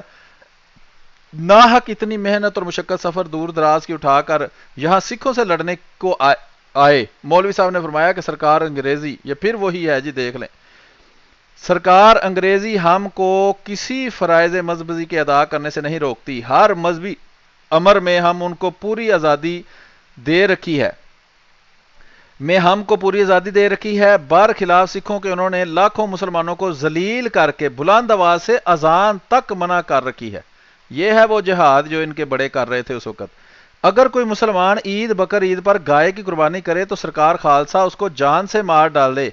یہی سبب ہے کہ خلیفہ صاحب انگریزوں کو چھوڑ کر سکھوں سے جہاد کرنے کے لیے آئے تھے. یہ وہ باتیں ہیں جو یہ دیوبندی وہابی شیعہ بریلوی اپنی عوام کو نہیں بتاتے اور جو ہے وہ چھپاتے ہیں، حق کو چھپاتے ہیں جیسے یہودیوں کی عادت تھی اور اللہ کے دشمنوں اور شیطان کے چیلوں کی عادت ہوتی ہے. جی احمد بھائی صاحب اس پر کوئی تبصرہ کریں یا آگے چلیں؟ ہاں جی، اس پہ تبصرہ میں نے یہی کرنا ہے کہ ہم فضول اس پہ تبصرے کر رہے ہیں. انشاءاللہ یہ ساری باتیں جو آپ اور میں کر رہے ہیں وہ لفظاً بلفظاً ویسے کی ویسے ہی مختلف حوالوں میں آ جائیں گی. جی جی تو اس لیے میں تھوڑا سا یہ اگلے صفحے جو ہیں ان پہ بعض پہ نشان نہیں لگے تو میں پڑھ دیتا ہوں. اسی طرح صفحہ 180 پہ لکھا ہے کہ آخر کار 1845 میں یعنی مارکا بالا کوٹ کے 15 برس بعد کل سلطنت پنجاب متصب سکھوں کے ہاتھ سے نکل کر ہماری عادل سرکار کے قبضے میں آ گئی. تو یہ وہ عادل سرکار ہے جس کو اب یہ ظالم کہہ کے پیش کرتے ہیں. ان کے آباء و اجداد جو ہے جیسا کہ دوسرے حوالوں میں بھی آئے گا کہ کس طرح جب سکھ جو ہے مسلمانوں پہ مظالم کرتے تھے تو وہ پناہ لینے کے لیے انگریزی گورنمنٹ میں آیا کرتے تھے. یہ انشاءاللہ حوالوں میں آ جائے گی، اس لیے ہمیں مزید تبصرے کرنے کی بھی اس پہ اتنی زیادہ ضرورت نہیں ہے. اسی طرح وہ صفحہ نمبر 180 کی آخر پہ کہتے ہیں کہ اکثر مولفوں کی تحریر سے واضح ہوتا ہے کہ واضح پنجاب، یہ بالکل اس کی آخری لائن ہے کہ اکثر مولفوں کی تحریر سے واضح ہوتا ہے کہ واضح فتح پنجاب کے الہام کا آپ کو ایسا وثوق تھا، یعنی کہ یہ سید احمد جو ہیں انہوں نے الہامن یہ بات کی تھی کہ پنجاب جو ہے وہ میرے ہاتھ پہ اللہ تعالیٰ فتح کرے گا، یہ مقدر ہے کہ اللہ تعالیٰ پنجاب کی فتح صفحہ جو ہے نمبر وہ میرے ہاتھ 181 پہ پڑھ کرے رہے ہیں گا۔ آپ، 181؟ 180 کا آخری جو لائن ہے ٹھیک ہے، اس سے اور پھر 181 سے صحیح ہے۔ وہ مارک کر دے کہ اکثر مولفوں کی تحریر سے واضح ہوتا ہے کہ واضح فتح پنجاب کا الہام کا آپ کو ایسا وثوق تھا کہ آپ اس کو سراسر صادق اور ہونہار سمجھ کر بارہا فرماتے تھے اور اکثر مکتوبات میں لکھا کرتے تھے، یعنی کہ ان کو اتنا یقین تھا کہ اس الہام کا وہ بار بار ذکر کیا کرتے تھے، جو جیسا کہ اس نے یہاں پہ حوالہ دیا ہے کہ اکثر مکتوبات میں بھی وہ آپ اس الہام کا ذکر کرتے تھے کہ پنجاب جو ہے یہ اللہ تعالیٰ نے مقدر کیا ہے کہ میرے ہاتھ پہ فتح ہوگا۔ اب یہ فتح جو ہے وہ انگریزوں کے ہاتھ پہ ہوئی ہے، اس کی بھی وہ وضاحت کر رہے ہیں، تو میں خود تبصرہ نہیں کرتا، وہ تحریر آگے پڑھ دیتا ہوں، انشاءاللہ اسی میں وضاحت ہو جائے گی۔ وہ کہتے ہیں کہ اس الہام میں وسوسہ شیطانی اور شائبہ نفسانی کو ذرا بھی دخل نہیں ہے، ملک پنجاب ضرور میرے ہاتھ پر فتح ہوگا اور اس فتح سے پہلے مجھ کو موت نہیں ہوگی، لیکن معاملہ بالا کوٹ خواہ شہادت ہو یا غیبیت، یعنی کہ بعض لوگ کہتے ہیں کہ بالا کوٹ میں وہ شہید ہو گئے تھے، بعض کہتے ہیں کہ وہ غائب ہو گئے تھے، تو یہ یہاں پہ وہ اس کا ذکر کر رہا ہے کہ کیونکہ انہوں نے یہ کہا تھا کہ مجھ کو موت نہیں آئے گی، اتنا یقین تھا اس کو اسلام پہ، تو وہ کہتے تھے کہ یہ فتح میرے ہاتھ پہ ہی ہونی ہے۔ بہرحال ہم آگے دیکھتے ہیں، وہ کہتے ہیں بظاہر سراسر اس یقینی الہام کے خلاف ہوا۔ وہ کہتا ہے کہ الہام کے پھر خلاف ہوا، کیونکہ پنجاب جو ہے وہ تو سکھوں کا پنجاب جو ہے وہ تو انگریزوں نے فتح کیا، شاہ صاحب کے ہاتھ پہ نہیں ہوا۔ آگے وہ لکھتا ہے کہ بظاہر سراسر اس یقینی الہام کے خلاف ہوا۔ اب اس کا جواب یہی ہے کہ ازرو اصول شریعت محمدی کے الہام ایک ذنی چیز ہے اور اس کی طویلوں وغیرہ میں 100 طرح کی غلطیوں کا گمان ہوتا ہے۔ اب ان کو یاد آ گیا کہ نہیں، جو الہامات ہوتے ہیں یا پیشن گوئیاں ہوتی ہیں اس میں غلطیاں لگ سکتی ہیں، خود صاحب الہام کو بھی غلطی لگ سکتی ہے۔ یہ ہے وہ مضمون جو یہاں پہ بیان کر رہے ہیں۔ تو یہ ایک اور اعتراض جو ہے اس کا بھی جواب اس میں آ جاتا ہے کہ صاحب الہام جو ہوتا ہے اس کو بھی بعض دفعہ تعویل کی غلطی لگ جاتی ہے، اور یہ اسی طرف اشارہ کر رہے ہیں۔ وہ کہتے ہیں کہ اب اس کا جواب یہی ہے کہ ازرو اصول شریعت محمدی کے الہام ایک ذنی چیز ہے اور اس کی طویلوں وغیرہ میں 100 طرح کی غلطیوں کا گمان ہوتا ہے، سو ضرور ہوا۔ اور اس وقوع کے 15 برس کے بعد سلطنت پنجاب متعصب اور ظالم سکھوں کے ہاتھ سے نکل کر ایک ایسی عادل اور آزاد اور لامذہب قوم کے ہاتھ میں آ گئی جس کو ہم مسلمان اپنے ہاتھ پر فتح ہونا تصور کر سکتے ہیں۔ تو یہ ہے دیوبندیوں کے آباء و اجداد، یہ ہے ان کے الہامات، جس میں وسوسہ شیطانی بھی نہیں ہے، کہ انہوں نے کہا کہ یہ ہمارے ہاتھ پہ فتح ہوگی، اور وہ فتح جو ہے وہ جب انگریزوں کے ہاتھ پہ ہوئی تو انہوں نے کہا کہ گویا کہ یہ ہمارے ہی ہاتھ پہ فتح ہوئی۔ تو یہ ہے محترم اس کتاب کے چند حوالہ جات۔ اب ہم اگلے حوالے کی طرف چلتے ہیں۔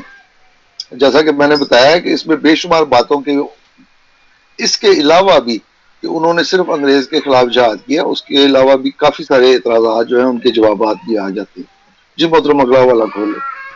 یہ اگلا والا کھولیے، میں نے صفحہ 182 ہے، اس کے نیچے لکھا ہے سید صاحب کا سرکار انگریز سے جہاد کرنے کا ہرگز ارادہ نہیں تھا، وہ اس آزاد عملداری کو اپنی ہی عملداری سمجھتے تھے، وہ انگریز کی حکومت کو اپنی ہی حکومت سمجھتے تھے، اور اس میں شک نہیں کہ اگر سرکار انگریزی اس وقت سید صاحب کے خلاف ہوتی تو ہندوستان سے سید صاحب کو کچھ بھی مدد نہ پہنچتی، مگر سرکار انگریزی اس وقت دل سے چاہتی تھی کہ سکھوں کا زور کم ہو جائے، اور وہ انگریز حکومت جو ہے وہ سید صاحب کی سکھوں کے خلاف مدد بھی کرتی رہی ہے، اس حوالے سے پتہ چلتا ہے۔ آگے ہے جی جی حوالہ، محترم میں نے ہاں جی اگر اس میں حوالہ اور نہیں ہے تو میں نے آپ کو اگلے حوالے جو ہیں وہ بھیج دیے ہیں، تو ایک ایک کر کے ہم اس کو کھولیں۔ جی، یہ ہے جناب حضرت شاہ ولی اللہ محدث دہلوی رحمۃ اللہ علیہ اور ان کے خاندان کے تمام مشائخ و کابر علماء مشائخ دیوبند کے حالات و حکایات پر نہایت مستند اور دلچسپ کتاب ارواح ثلاثہ یعنی حکایات اولیاء حکیم الامت حضرت حکیم الامت، یہ دیوبندی امت کے حکیم ہیں جی، اشرف علی تھانوی صاحب. آگے چلتے ہیں نیچے حوالہ، یہ اس کا ٹائٹل پیج وغیرہ ہے اس کا حقائق نمبر 444 ہے، وہ ایک دفعہ پڑھ دیں. جی. یہ آپ دیکھ سکتے ہیں، یہ حکایت نمبر 444 ہے. میر محبوب علی مرحوم حکایت کی حکایت. حکایت 444. خان صاحب نے فرمایا کہ غدر، یہ دیکھیں یہ غدر لکھا ہوا ہے، یہ جہاد نہیں لکھا ہوا، جنگ آزادی جہاد کچھ بھی نہیں، یہ غدر صاف لکھا ہوا ہے یہاں، یہ غدر لکھا ہوا ہے. بہرحال خان صاحب نے فرمایا کہ غدر میں بہت علماء مخالف تھے اور کہتے تھے کہ یہ جہاد نہیں ہے. انہی میں سے میر محبوب علی صاحب بھی تھے، اور آپ واضح و نصیحت کے ذریعے سے لوگوں کو غدر سے روکتے تھے کہ غداری نہ کرو انگریز حکومت سے. جب غدر فروغ ہوا تو انگریزوں کی طرف سے ان کو 11 گاؤں مسلم انعام میں دیے گئے، اور ایک بڑا انگریز گاؤں کی معافی کا پروانہ لے کر خود مولوی صاحب کی خدمت میں پہنچا اور کہا کہ گورنمنٹ نے آپ کی وفاداری کے صلے میں آپ کو 11 گاؤں عطا کیے ہیں اور یہ پروانہ معافی کا ہے. مولوی صاحب یہ سن کر نہایت برہم ہوئے اور پروانہ لے کر اس انگریز کے سامنے پھاڑ ڈالا اور فرمایا، میں نے کیا تمہارے لیے کیا تھا؟ میرے نزدیک مسئلہ یوں ہی تھا، اس لیے میں نے لوگوں کو منع کیا. یعنی شریعت کے لحاظ سے انگریزوں کے خلاف غدر کرنا، غداری کرنا، فساد کرنا ان کے مطابق درست نہیں تھا.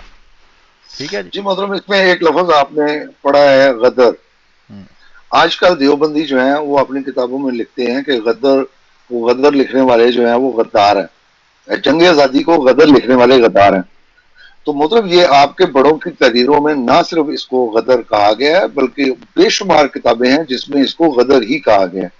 تو سب سے پہلے اپنے بڑوں پہ فتویٰ لگا کے، جنہوں نے 1857 کی، جس کو آپ جنگ آزادی آپ کہتے ہو، اس کو غدر کہا بھی ہے اور سمجھا بھی ہے. جیسا کہ یہاں پہ بھی ہے کہ بہت علماء جو ہیں وہ اس کے مخالف تھے، اور یہ میر محبوب علی جو ہیں یہ بھی دیوبندیوں کے ہی بڑوں میں آتے ہیں، اس لیے کہ یہ کتاب جو ہے اربع ثلاثہ یا حکایات اولیاء، یہ انہوں نے لکھی ہی صرف دیوبندی ولیوں کی حکایات ہیں. جی محترم، اگلا والا. اچھا جی، آگے چلتے ہیں جی. یہ کتاب ہے فرہنگ آصفیہ. یہ جہاں تک میرا علم ہے یہ ایک لغت ہے، ڈکشنری ہے، اور اس کو ہم دیکھتے ہیں کہ اس میں کیا لکھا ہے. یہ ٹائٹل پیج ہے، جلد نمبر 4 ہے اس کی. یہ بڑی مشہور جو ہے وہ فرہنگ ہے، لغت ہے. تو یہ اس کا ٹائٹل پیج ہے.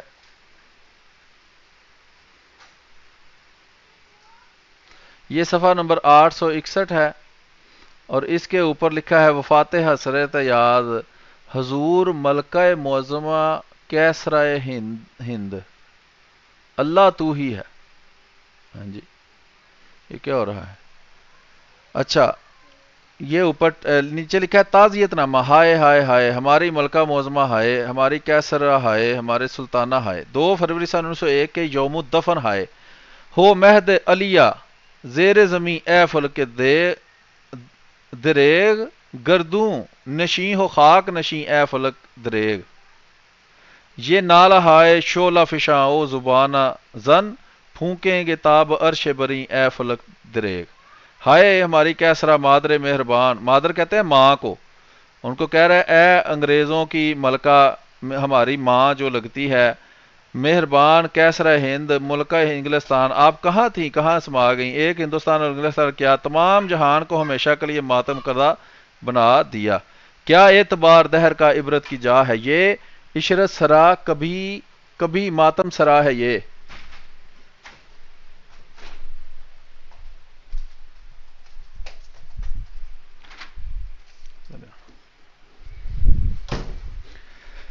اس کے آگے ہے جی صفحہ نمبر 862، 862. اس میں لکھا ہے دار جلنگ میں زلزلہ آیا، آپ کا دل درد مند انگلستان میں تھرایا، ہمدردی کے تاروں نے تار باندھ دیا اور وہ دلاسے پر دلاسا آیا. اچھا، یتیم بلکہ درے یتیم ہو گئیں، بیووں کے ساتھ آپ سر جوڑتی، کس لیے کہ عالم شباب میں خود بھی بیوہ ہو چکی تھیں. ادھر امیروں کی پناہ یا ہفت ہزاری باپ بنی ہوئی تھیں تو ادھر غریبوں کی درد مند پسنہاری ماں سے کم نہ تھیں، بے وارثوں کی وارث تھیں. یہ آپ ہی کی اخلاق حسنہ کا سکہ تھا جس نے ہندوستانیوں کے دلوں کو موم بنا کر ان کے منہ پر شکوہ شکایت کی روشن مہر لگا دی تھی۔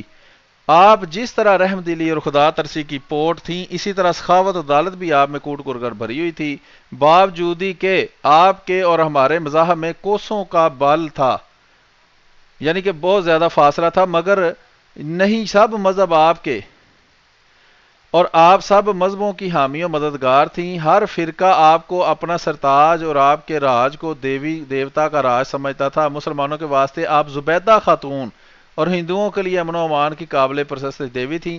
اب ایسی رانی مہارانی کہاں جو من مانی مرادیں بر لائے، رعیت کے ہر دکھ درد میں دوڑ کر شریک ہو جائے۔ 24 مئی سن 1819 کو وہ شب گھڑی سب کو یاد ہوگی جس میں جنم لینے کے شادیانوں کی دھوم مچ رہی تھی۔ شاہی محلوں میں بدائیاں اور مبارکبادیاں کی گہما گہمی ہو رہی تھی۔ 1840 کی دو طرفہ امنگ اور راؤ چاؤ سے بری ہوئی ساتھ کو بھی یہ پڑھنا ہے سارا جی، ابھی ضرورت ہے اس کی، میرا خیال ہے کافی ہے جی محترم، یہ دکھانا ہے کہ یہ کس طرح کے القابات جو ہیں وہ اس وقت کے علماء استعمال کر رہے تھے، اور یہ جو بار بار کہتے ہیں کہ بس حضرت مسیح موعود علیہ السلام نے کیونکہ کہہ دیا کہ اب جہاد نہیں ہے، تو باقی ان کے علماء تو سارے جہاد کر رہے تھے، فتوے دے رہے تھے۔ وہ ایک فتویٰ حضرت مسیح موعود علیہ السلام نے دیا تو یہ ہتھیار چھوڑ کے بیٹھ گئے کہ اب تو جہاد نہیں ہے، اور وہ بھی اس شخص کو جس کے جاننے والے یا جس کے ماننے والے اس وقت گنتی انگلیوں پہ گنے جا سکتے تھے۔ ان کے یہ جو بڑے بڑے علماء ہیں جن کے ہزاروں نہیں لاکھوں مرید ہیں، انہوں نے گویا کہ حضرت مسیح موعود علیہ السلام کے فرمان پہ عمل کرتے ہوئے جہاد جو ہے وہ چھوڑ دیا۔ یہ دکھانا مقصود ہے کہ اس وقت ان کے علماء جو ہیں ان کا کردار کیا تھا، اور وہ ملکہ کو اور انگلستان کی حکومت کو وہ کیا سمجھتے تھے۔ تو اس لیے اگر دو چار لائنیں ہیں یہ ہم پڑھ دیں گے تو کوئی حرج نہیں، باقی جو چھوڑ دیے اسے اس میں وہ اٹیچمنٹ میں دوست کو پڑھ لیں۔ جی ٹھیک ہے، بہت شکریہ۔ اس کے آگے ہم چلتے ہیں جی، فرنگ آسفیہ ہو گئی۔ اب یہ کتاب ہے، کتاب کا نام ہے تحریک شیخ الہند، انگریزی سرکار کی زبان میں ریشمی خطوط، سازش کیس اور کون کیا تھا، محفوظ ریکارڈ کا اردو ترجمہ، مرتبہ سید محمد میاں ناشر فلاں فلاں، یہ اوپر ساری اس کی دوبارہ لکھا ہوا ہے، یہ اس کا ایڈیشن وغیرہ اور مکتبہ وغیرہ جو ہے وہ لکھا ہوا ہے، آپ دیکھ سکتے ہیں۔ صفحہ نمبر 225 کے اوپر لکھا ہے مقدمہ کا مذہبی پہلو، استغاثہ کی اچھا بہرحال صفحہ نمبر 226 سے پڑھتے ہیں۔ شاید اس سلسلہ میں سب سے زیادہ گراں قدر فیصلہ وہ فتویٰ ہے جو 1897 میں مرحوم مولوی رشید احمد گنگوہی نے جاری کیا۔ یہ دیوبندیوں کے مجدد ہیں اور سب سے بڑے 4-5 عالموں میں سے ایک ہیں، کیونکہ اس پر دوسرے علماء کے علاوہ مولوی محمود حسن دیوبندی یہ بھی بڑے عالموں میں سے ایک ہیں کہ مسلمان مذہبی طور سے پابند ہیں کہ حکومت برطانیہ کے وفادار رہیں، خواہ آخر ذکر سلطان ترکی سے ہی برسر جنگ کیوں نہ ہو۔ یعنی کہ اگر انگریز جو سلطنت عثمانیہ تھی جس کے ارطغرل غازی کے بیٹے نے جو بنائی تھی وہی کیوں نہ ہو، اگر اس کے خلاف بھی انگریز لڑتا ہے تو انگریز حکومت سے وفادار رہنا ہے۔ یہ رشید احمد گنگوہی اور محمود حسن دیوبندی جو ہے ان دونوں کا یہ فتویٰ ہے جس کا اس کتاب میں ذکر کیا گیا ہے، اور یہ 1898 میں یہ فتویٰ دے دیا گیا تھا۔ ٹھیک ہے جناب۔ اس سلسلے میں میں ایک وضاحت کر دوں کہ یہ کیونکہ بعض میں کتابیں لکھی گئی ہیں، یہ جو کتاب جہاں سے یہ والا پڑھیں تو اس میں اس نے یہ تنزن کہا ہے کہ یہ ایسا کوئی فتویٰ نہیں تھا، انشاءاللہ ہم اس فتوے کا ثبوت بھی دیں گے۔ یہاں پہ اس نے اس بات کو رد کیا ہے۔ یہ جو کتاب کا حوالہ میں دکھا رہا ہوں جان بوجھ کے میں دکھا رہا ہوں، مجھے پتا ہے کہ اس نے یہاں پہ اس فتوے کو رد کیا ہے، لیکن یہ فتویٰ میں انشاءاللہ دکھاؤں گا اور ان کی کتابوں سے ہی دکھاؤں گا کہ یہ فتویٰ دیا گیا تھا۔ اس لیے یہ جو بعد میں اب تاریخ کو تبدیل کرنے کی کوشش کرتے ہیں تو تاریخ چینج نہیں ہوتی بلکہ وہ تاریخ چینج کرنے والوں کو اجاڑ کے رکھ دیتی ہے۔ تو اس لیے دیوبندی جتنی مرضی کوشش کرے یہ نئی تاریخ بنانے کی، یہ اپنے ثبوت جو ہے وہ پیچھے موجود ہیں، صرف جیسا کہ ہم بار بار کہتے ہیں لوگوں کو پڑھنے کا شوق نہیں ہے اگر وہ کتابیں پڑھیں۔ جیسا کہ ایک بڑا مشہور فتویٰ ہے نصرت الابرار، اس کا پہلا سوال ہی یہی تھا اور اس کا جواب جو دیا اور اس پہ تصدیقات جو ہیں علماء دیوبند کی موجود ہیں، جس کو یہ اب کہتے ہیں جی اس طرح کا تو انہوں نے کوئی فتویٰ نہیں دیا ہے تو دکھائیں، بلکہ انہوں نے اب ایک اور جو ہے وہ کی ہے، جیسا کہ ان کے علماء حق کتاب ایک لکھی گئی ہے اس میں بھی مولانا جو گنگوئی کا ایک فتویٰ پرانا جو ہے، جو اس نے لا علمی کی بنیاد پہ دیا تھا، اس کو یہ پیش کرتے ہیں، دیکھو جی انہوں نے دارالحرب کا ہے، حالانکہ اس کی وضاحت اس نے خود اپنی ہی فتاویٰ کی کتابوں میں کر دی ہے کہ اس وقت میرا علم جو ہے وہ نہیں تھا جب میں نے دارالحرب کا، بعد میں مجھے پتا چلا کہ نہیں، انگریز جو ہیں وہ تو بڑے مہربان ہیں، تو پھر اس نے فتویٰ چینج کر لیا تھا، پھر اس نے بھی دارالاسلام ہی کہا تھا. لیکن اب وہی بات ہے کہ دیوبندی اس کے پہلے والا فتویٰ جو ہے صرف وہ دکھاتے ہیں، اس کے بعد والے فتوے جو ہیں وہ لوگوں کو نہیں دکھاتے. اور وہ پہلا فتویٰ میں پھر بتا دوں کہ اس نے لا علمی کی بنیاد پہ دیا تھا، جیسا کہ اس نے اپنے بے شمار فتوے جو ہیں محمد بن عبد الوہاب کے بارے میں اس نے لا علمی سے بے شمار فتوے دیے ہیں. بعد میں جو تحقیقیں ہوئی ہیں وہ کچھ اور ہیں. جو ان کی عقائد کی کتاب ہے اس میں جو کچھ لکھا ہوا ہے محمد بن عبد الوہاب کے بارے میں، کبھی وہ پڑھ کے دیکھیں. یہ جو بھی آپ کتاب دکھا رہے ہیں مہر منیر، اس کا بھی میں کر دیتا ہوں، پھر آپ بے شک پڑھ دیں. اس میں بھی یہ دکھایا گیا ہے کہ یہ انگریز کا ایجنٹ ہونے کے الزامات جو ہیں یہ سب پہ لگے ہیں، یہاں تک کہ یہ جو پیر امیر علی گولڑا والے ہیں ان پہ بھی لگے ہیں. اور ان کا بھی حوالہ آئے گا کہ کس طرح انہوں نے دربار انگریزی میں خود تو نہیں گئے لیکن اپنے نمائندے کے طور پہ اپنے بیٹے کو بھیجا، اور وہاں پہ جو سپاس نامہ پیش ہوا وہ بھی انشاءاللہ ہم حوالوں میں دکھائیں گے بھی اور پڑھ کے بھی بتائیں گے. تو کہنے کا مقصد صرف یہ تھا کہ مولانا رشید گنگوئی نے بے شمار باتیں جو ہیں وہ بغیر سوچے سمجھے، حالانکہ وہ مفتی تھا، یہ اس کا مقام نہیں تھا کہ وہ یہ بات کرتا. جیسا کہ میں نے کہا ہے کہ اس نے بے شمار فتوے دیے ہیں، جس کا بعد میں اس نے خود اقرار کیا کہ وہ میرے علم میں یہ بات نہیں تھی. جب تمہارے علم میں نہیں تھی تو فتویٰ کیوں دیا تم نے؟ اور اس کی کافی ساری مثالیں موجود ہیں، جس کی دو مثالیں میں نے بتا دی کہ ایک یہ دارالاسلام والا فتویٰ، اور ایک جو مولانا محمد بن عبد الوہاب کے بارے میں جو کچھ اس نے اپنی کتابوں میں لکھا ہے. بعد کی جو تحقیقات تھی اور بعد ان کے جو علماء دیوبند کی متفقہ عقائد کی کتاب المہند ہے، اس میں جو کچھ لکھا ہوا ہے اس میں زمین اور آسمان کا فرق ہے. اسی طرح اب ان کے نیم محقق ایک پیدا ہوئے ہیں، انہوں نے تو سلسلے سے اس کو ولی اللہ بنا دیا ہے. تو یہ ہے دیوبندیت کہ ایک طرف ان کے کچھ لوگ جو ہے وہ کچھ فتویٰ دیتے ہیں، کچھ لوگ جو ہے وہ کچھ فتویٰ دیتے ہیں، جس کو جس وقت جس کی ضرورت ہوتی ہے وہ پیش کر کے کہتا ہے دیکھیں یہ ہمارا فتویٰ تو یہ ہے. ابھی یاد ہوگا کہ کافی عرصہ پہلے جب مفتی محمود سے بھی کسی اخباری نمائندے نے بات کی تو اس نے بھی کہا کہ شکر ہے کہ پاکستان بننے کے گناہ میں ہم شامل نہیں تھے. اب دیوبندیوں سے پوچھے وہ کہتے ہیں پاکستان بنائی ہم نے. تو یہ اس طرح کے واقعات، اس طرح کے دوغلے پن سے ان کی تاریخ جو ہے وہ بھری پڑی. جی محترم اگلا والا پڑھ. جی یہ مہر منیر کا حوالہ ہے، یہ اسی پیر میر علی شاہ کا حوالہ ہے جو حضرت مسیح موعود علیہ الصلوۃ والسلام سے عربی زبان میں قرآن کریم کی تفسیر لکھنے کے مقابلے سے بھاگ گیا تھا اور بہانے بنائے تھے کہ پہلے 300-400 یا 500-600 مختلف عقائد پر مجھ سے بحث کرو، پھر میری بیعت کرو، پھر اس کے بعد میں کروں گا. یہ اسی مولوی کا حوالہ ہے، پیر میر علی اس کا نام ہے، یہ پنڈی کے قریب گولڑا جگہ ہے وہاں کا تھا. یہ اس کی اشاعت وغیرہ لکھی ہوئی ہے ساری، اور یہ فتویٰ ہے یا جو باتیں اس نے کی ہیں وہ میں آپ کو پڑھ کے سناتا ہوں. یہ صفحہ نمبر 287 ہے. اس صفحے کا لکھا ہے پہلے جنگ عظیم کے بعض رولٹ ایکٹ کے خلاف ہنگاموں کے دوران جلیاں والا باغ امرتسر کی فائرنگ کے ہیرو بدنام زمانہ سر مائیکل ایڈوائر لیفٹیننٹ گورنر پنجاب کی یہاں سے روانگی کے وقت طبقہ عمرا اور بعض سجادہ نشینوں نے الوداعی پارٹی کے دوران لاہور میں ایک سپاس نامہ پیش کیا. ٹھیک ہے جی، اوپر لکھا ہے اس کو کہ وہ بدنام زمانہ تھا، ٹھیک ہے، اور نیچے لکھا ہے بعض عمرا اور بعض سجادہ نشین یعنی پیروں نے الوداعی پارٹی کے دوران لاہور میں ایک سپاس نامہ پیش کیا جس میں انگریزی راج کی تعریف و توصیف کی گئی. اس موقع پر کمشنر راولپنڈی اور دیگر متعدد عمراء و حکام کے شدید اصرار کے باوجود حضرت قبلہ فلاں فلاں نے اس اجتماع میں شرکت سے قطعا انکار فرمایا، مگر ملک سر عمر حیات خان ملک سر عمر حیات خان ٹوانا کے بے حد تقاضا اور اصرار پر بالآخر آپ صاحبزادہ جناب بابو جی علیہ مالہ کو شمولیت کے یہ فرماتے ہوئے بھیج دیا. یہ دیکھیں اس نے اپنے بیٹے کو وہاں بھیجا ہے، یہاں اس لائن میں یہ بات کی گئی ہے کہ ملک عمر حیات خان کے غربا کے کام کرتے ہیں اور اس وجہ سے مجھے اس کا خیال ہے، لہٰذا جناب بابو جی یعنی اس کا بیٹا پیر میر علی کا तो अनकरहन लाहौर तशरीफ ले गए। मलक उमर हयात खान ने कहा कि आप खुद कोई बात ना कीजिएगा, जो कुछ हम कहें सिर्फ हाँ में हाँ मिलाते रहें।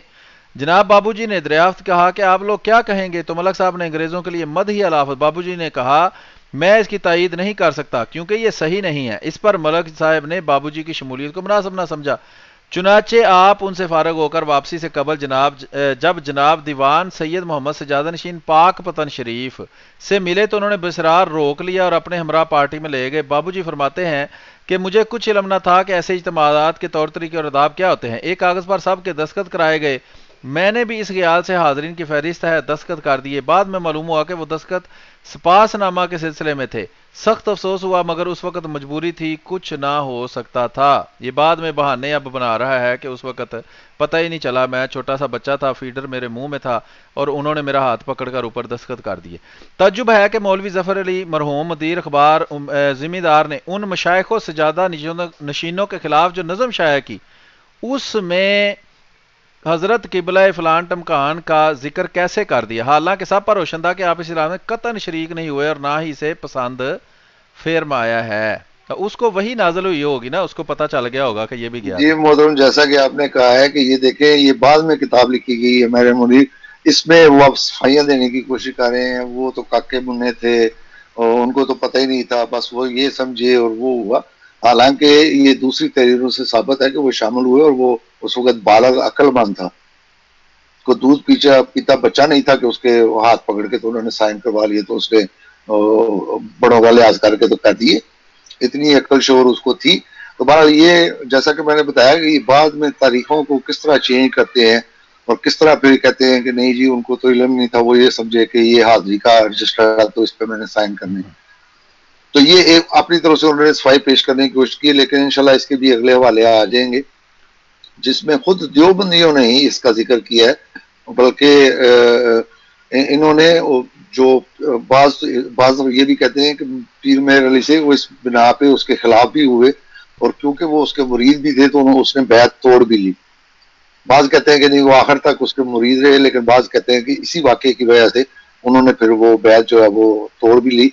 चले हम अगला वाला पढ़ते हैं, इंशाल्लाह उम्मीद है कि उसमें वजाहत आ अच्छा, जाएगी। इसमें एक चीज की तरफ तवज्जो देखें, जो दोस्त हैं सुन रहे हैं सारे, कि जब वो बंदा उमर हयात खान टवाना जो था, उसने इससे कहा कि मैं जो वहां कहूंगा तुम हाँ हाँ कर देना, तो इसने उसकी बात पर एतबार नहीं किया और उससे पहले पूछा है कि तुमने क्या कहना है, जिसका मैंने जवाब में हाँ हाँ करना है। तो उसने कहा मैंने ये कहना। कहता मैं नहीं करना, मैं तो गलत समझता हूं। तो जो कागज पर लिखा हुआ था उस पर फटाफट दस्तखत कर दिए इसने। उस पर ना इसने पढ़ा कि ऊपर लिखा क्या हुआ है जिसको मैं दस्तखत ऊपर कर रहा हूं। बहरहाल ये भी एक उसमें अलामत है कि वो दस्तखत इसने अपनी मर्जी से किए थे और बाद में फिर जब पकड़ा गया तो फिर चोर जो है वो कब मानता है, वो फिर डंडे मार मार के लोग मनवाते हैं कि चोर तुम ही हो। बहरहाल आगे चलते हैं जी अगले हवाले की तरफ। ये है उलमाए हक जिहाद हुर्रियत 1857। ये जिहाद पता नहीं कौन सी साइड से ये जिहाद था जो हिंदुओं की लीडरशिप में, हिंदुओं के पीछे उनको इमाम बनाकर इन्होंने किया था उनके कहने पर।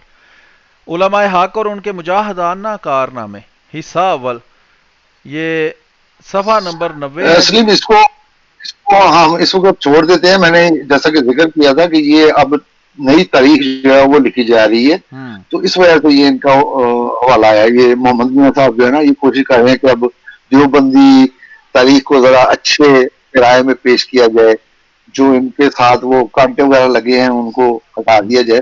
सही हालांकि इसका रद्द भी खुद फिर देवबंदी ने ही किया है। तो सही। ये हवाला मैंने इसलिए लगाया है कि ये देखे किस तरह ये तारीख का भी ये चेंज कर रहे हैं। जैसा कि वो इसी किताब के सफर नंबर 94 पे कहते हैं कि इस जमाने की सियासत के पेश नजर मुदरजा झैल सवालात तनकीद तलब है, इनके जवाबाज़े हजरत इमाम रबानी की सियासी मसले की तोज़ी हो जाएगी। तो पहला सवाल क्या है, हिंदुस्तान दारुल हरबई है दारुल इस्लाम। तो इसका भी जवाब देते हुए उसने आखिर पे जाके यही कहा है कि अब यहाँ पे लड़ना जो है वो फजूल है। जैसा कि वो सफा नंबर 97 पे जाके कहता है कि सूरत ये है कि जब तक ज़ाहिरी इसबाब की बिना पर इस दर्जा कुव्वत ना हो फतह की उम्मीद की जा सके, शरई हैसियत से इकदाम की इजाजत नहीं दी जा सकती। ये जवाब नंबर 3 में ये उसने लिखा हुआ।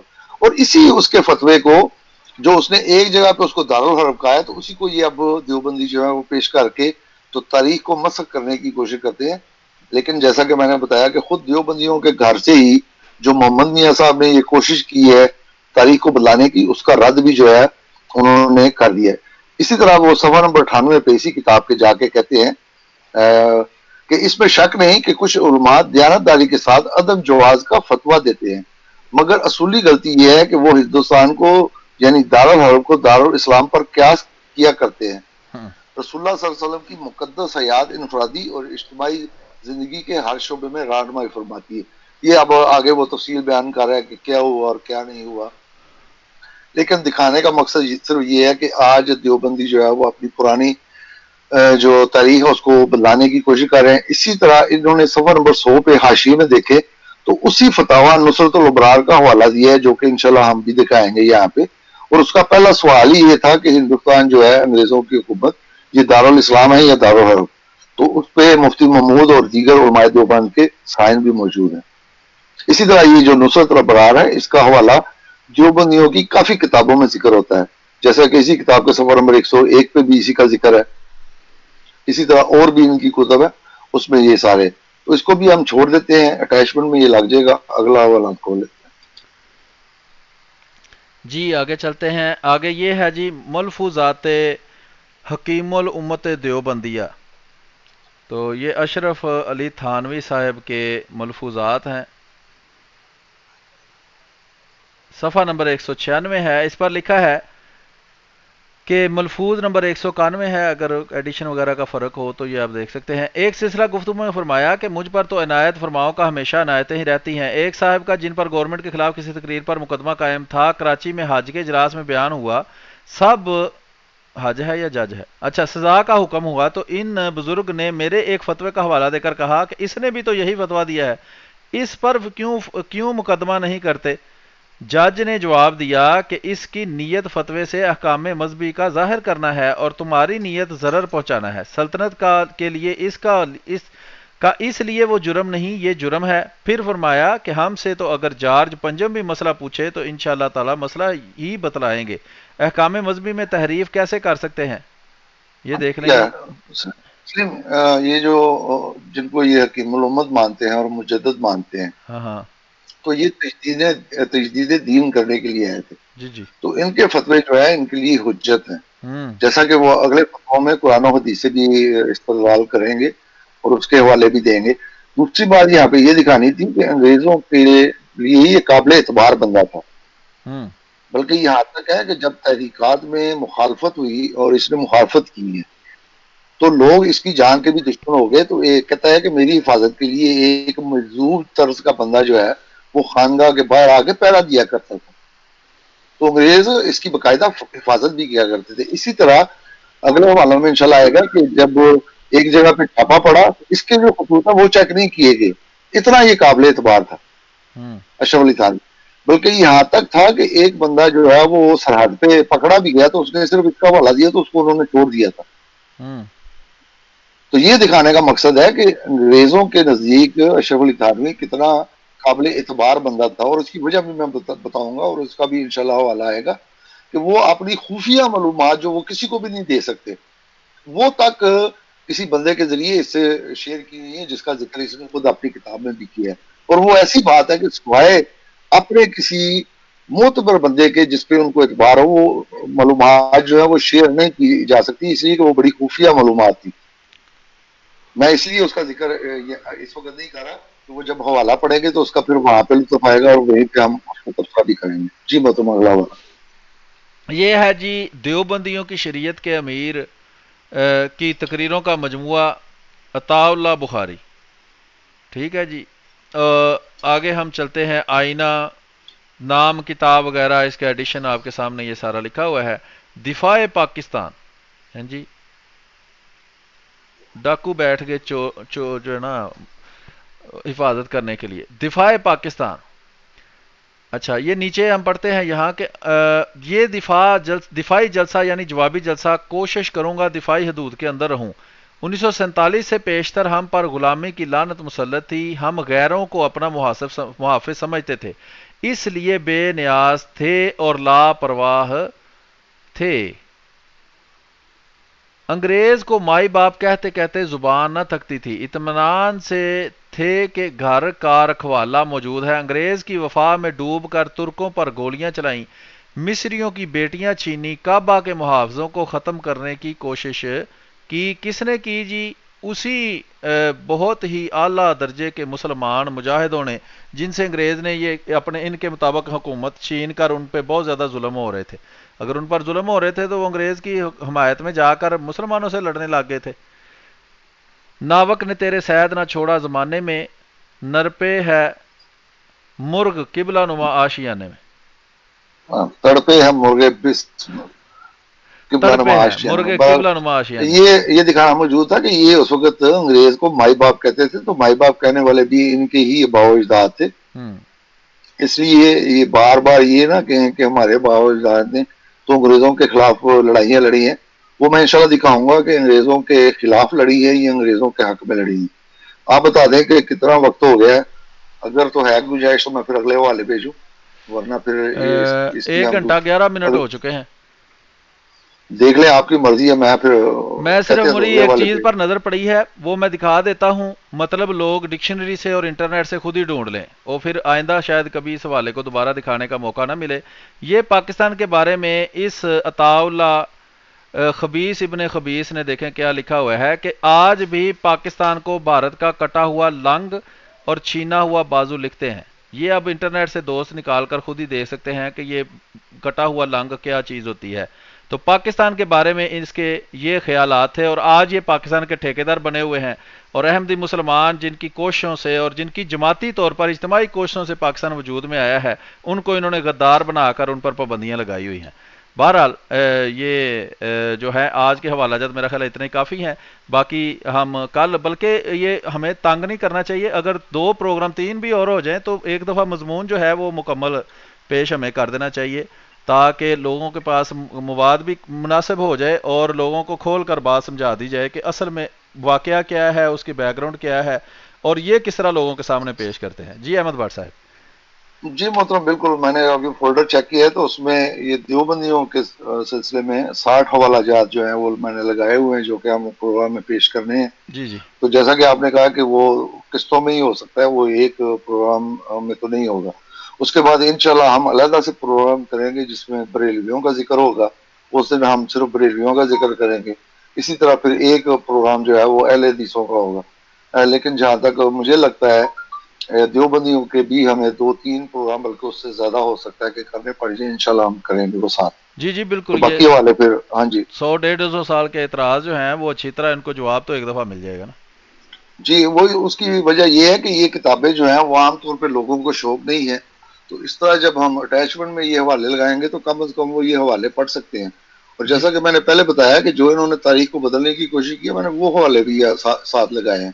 اس لیے وہ یہ نہیں کہہ سکتے کہ تم نے وہ باتیں نہیں پڑھی جو ہماری کتابوں میں لکھی ہے. میں نے اللہ کے فضل سے وہ بھی پڑھی ہیں اور ان کے جواب جو ہیں وہ بھی پڑھے ہوئے ہیں. اور ابھی میں نے غیروں کے حوالے نہیں دیے کہ وہ دیوبندیوں کو انگریز کا ایجنٹ کس طرح ثابت کرتے ہیں. وہ بھی انشاءاللہ ہم جو ہے وہ کسی پروگرام میں ہم پیش کریں گے. تو ٹھیک ہے محترم، میری طرف سے تمام سننے والوں کو پھر اللہ حافظ. آپ اپنا پروگرام جو ہے وہ جاری رکھیں. آج بھی میرے پاس وقت ہے، میں کوشش کروں گا درمیان میں بیچ میں سننے کی. وہ جہاں پہ کہیں ضرورت پڑی تو انشاءاللہ میں آپ کو ریلیٹو جو حوالہ جات ہیں وہ بھی ساتھ بھیج دوں گا. جی تو ٹھیک ہے. آپ اپنا پروگرام جاری ہاں رکھیں. میں ویسے مختصر ہی اس کو رکھوں گا. آج بھی کوئی 10-15 منٹ میں زیادہ نہیں چلاؤں گا کیونکہ میں مصروف ہوں آج کل کافی زیادہ. تو یہ آپ کے لیے اسپیشل میں کہہ رہا تھا کہ گھنٹہ سوا گھنٹہ 1.5 گھنٹہ نکال لیا جائے تاکہ لوگوں کے سامنے مواد ملتا رہے ان کو، اور ان کو جوابات ملتے رہیں، اور کچھ نہ کچھ روشنی میں پھر ختم نبوت پر ڈال کر میں بھی دوستوں سے اجازت چاہوں گا. ٹھیک ہے جی، ہم آگے ہاں شروع جی. کرتے ہیں. جی مطلب ایک بات مجھے جی یاد جی ہے، میں نے وہ آپ کا پچھلا پروگرام دیکھا ہے، اس میں وہ ذاکر صاحب ہیں، وہ غالب شیعہ جو ہیں وہ جی آئے جی تھے تو انہوں نے اعتراض کیا تھا کسی چیز پہ. تو ہوں ایک انہوں نے ترجمہ قرآن کا حوالہ دیا اور ایک تفسیر کا انہوں نے حوالہ دیا. جی جی بالکل. تفسیر محترم اور ہوتی ہے، ترجمہ جو ہے وہ کچھ اور ہوتا ہے. ہوں اسی طرح اگر شیعہ کا ترجمہ دیکھیں تو وہ کچھ اور ہوگا. جب وہ اس کی تفسیر بیان کرتے ہیں تو وہ آیت مساق النبیین میں حضرت علی کو بھی شامل کرتے ہیں. ہوں اور میں نے وہ حوالہ بعد میں، جیسا کہ میری عادت ہے، میں نے چیک کیا ہے.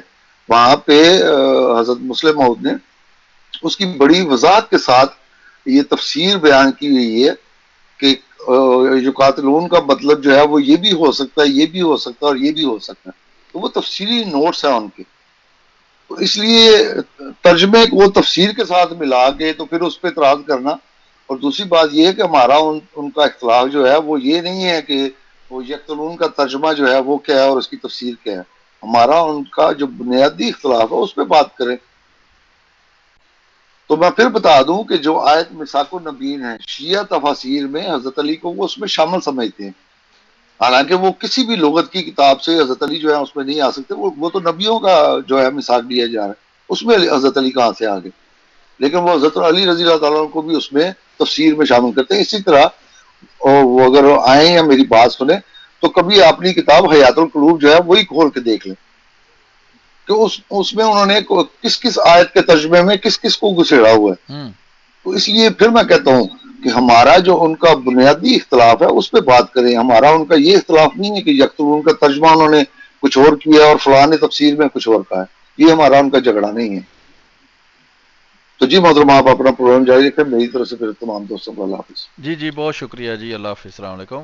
تو جی دوستو، آپ نے آج بھی دیکھا کہ جہاد کے معاملے کے اوپر پچھلے پروگرام کے اندر ہم نے آپ کو کافی سارے حوالے دکھائے، جس کا مقصد یہ تھا کہ آپ کو بتایا جائے کہ اس وقت کس طرح کے حالات تھے ہندوستان کے اندر، اور مسلمان کہلانے والے کس طرح ذلیل و خوار ہو رہے تھے، اور یہ دیوبندی اور اس طرح کے دوسرے جھوٹے اور کذاب اور دجال جو ہیں وہ کس طرح عوام کو آج کل دھوکہ دیتے ہیں، جھوٹی اور من گڑت تاریخ ان کو بتا کر. جی مسلمانوں کے پاس بڑی زبردست طاقتور حکومت تھی اور انہوں نے انگریزوں نے ان سے چھین لی اور پھر بہت زیادہ ظلم شروع کر دیے، اور یہ وہ سارے ڈرامے جو وہ کرتے ہیں. تو حالات پچھلے پروگرام میں ہم نے آپ کو بتایا. اس پروگرام میں ہم نے آپ کو صرف ایک جھلک دکھائی ہے ان فتاوا جات کی یا ان باتوں کی جو انگریز حکومت کے بارے میں کی جاتی ہیں. اور عربی کا ایک مقولہ ہے جس کا مطلب یہ ہے کہ کسی چیز کی خوبی یا خامی کا پتہ کرنا ہو تو اس کو کسی دوسری چیز سے مقابلہ کر کے دیکھو، یعنی دونوں چیز کا موازنہ کرو، پھر بتاؤ کہ ان میں سے اچھی کون سی ہے. تو ایک طرف پنجاب میں سکھوں کی حکومت تھی، دوسری طرف انگریزوں کی حکومت بیک وقت قائم تھی. تو اس وقت انہی دیوبندی وہابیوں کے جو اکابر تھے، جیسے سید احمد شہید ہیں، سید احمد بریلی کے تھے، سید احمد بریلوی شہید اور اسماعیل شہید دہلی کے تھے، اور یہ شاہ ولی اللہ محدث دہلوی کے خانوادے سے تھے، یہ صاحبزادہ صاحب تھے. ٹھیک ہے. تو یہ اتنے بڑے اولیاء کی اولاد جو تھی، جو جن کو یہ بھی بڑا کچھ مانتے ہیں، تو وہ بتائیں کہ وہ خود کہہ رہے ہیں کہ انگریزوں سے جہاد ہم کیوں کریں، اور جہاد کا اصل مقصد یہ نہیں ہے کہ ہم زمینیں ہتھے آئیں یا دولت لوٹے. جس طرح کے مسلمان کہلانے والے افغانی جو تھے وہ ہندوستان میں آتے، دولت لوٹتے، اپنے بھائیوں کو قتل کرتے اور واپس چلے جاتے. ٹھیک ہے. اسی طرح سلطنت عثمانیہ جو ہے ان کے ساتھ بھی تیمور لنگ نے یہی کیا کہ وہ انگریزوں سے لڑ رہی تھی، یہ پیچھے سے جا کے اس کو، جس طرح کتا پنی سے پڑ جاتا ہے، یہ ان کو پیچھے سے جا کے پنی سے پڑ گیا، اور وہ بجائے اس کے کہ یورپ کے اندر ان کی حکومت قائم ہوتی اور ہو سکتا ہے اسلام وہاں پھیلتا، اس کی وجہ سے وہ پیچھے اس سے لڑ کے آپس میں ایک دوسرے کو قتل کرنے لگ گئے. تو یہ ان کی تاریخ اس چیز سے بڑی ہوئی ہے. یہ لمبی ایک داستان ہے جو کبھی وقت ملا تو پھر آپ کو سنائیں گے. لیکن فی الحال یہ سمجھنا ضروری ہے کہ اس وقت انگریزوں کی حکومت کے اندر جو مذہبی آزادی تھی کہ اپنی مذہب کی تبلیغ کرو، اپنی مذہب پر عمل کرو، کوئی پابندی نہیں ہے. تو اس طرح کے حالات جو تھے وہ پنجاب میں موجود نہیں تھے. پنجاب میں سکھوں نے بڑے سخت مظالم جو تھے وہ ڈھائے تھے مسلمانوں کے اوپر، اور مختلف قسم کے حوالہ جات ہم پیچھے دے بھی چکے ہیں. تو جب حضرت مسیح موعود علیہ الصلوۃ والسلام ان سارے حالات کے بعد تشریف لائے ہیں تو ظاہری بات ہے کہ انہوں نے اس حکومت کی تعریف ہی کرنی ہے، اس حکومت کی اس بات میں تعریف کی جس میں تعریف بنتی ہے. کہتے ہیں give the devil his due, کہ اگر شیطان بھی اچھا کام کرے تو اس کی تعریف کرو، اور اگر مولوی بھی کوئی برا کام کرے تو اس کو بتاؤ کہ یہ برا ہے. تو یہ ہے جناب آپ کے سامنے کچھ حالات پیش کیے گئے ہیں. انشاءاللہ آنے والے پروگراموں کے اندر مزید آپ کو حالات آپ کے سامنے پیش کیے جائیں گے. اور ختم نبوت کے اوپر یہی عرض کرنا ہے کہ ختم نبوت کا کوئی بھی مجاہد ختم نبوت پر لائیو مناظرہ کرنا چاہے تو وہ ہمارے ساتھ حاضر ہو سکتا ہے یہاں آ کر. وہ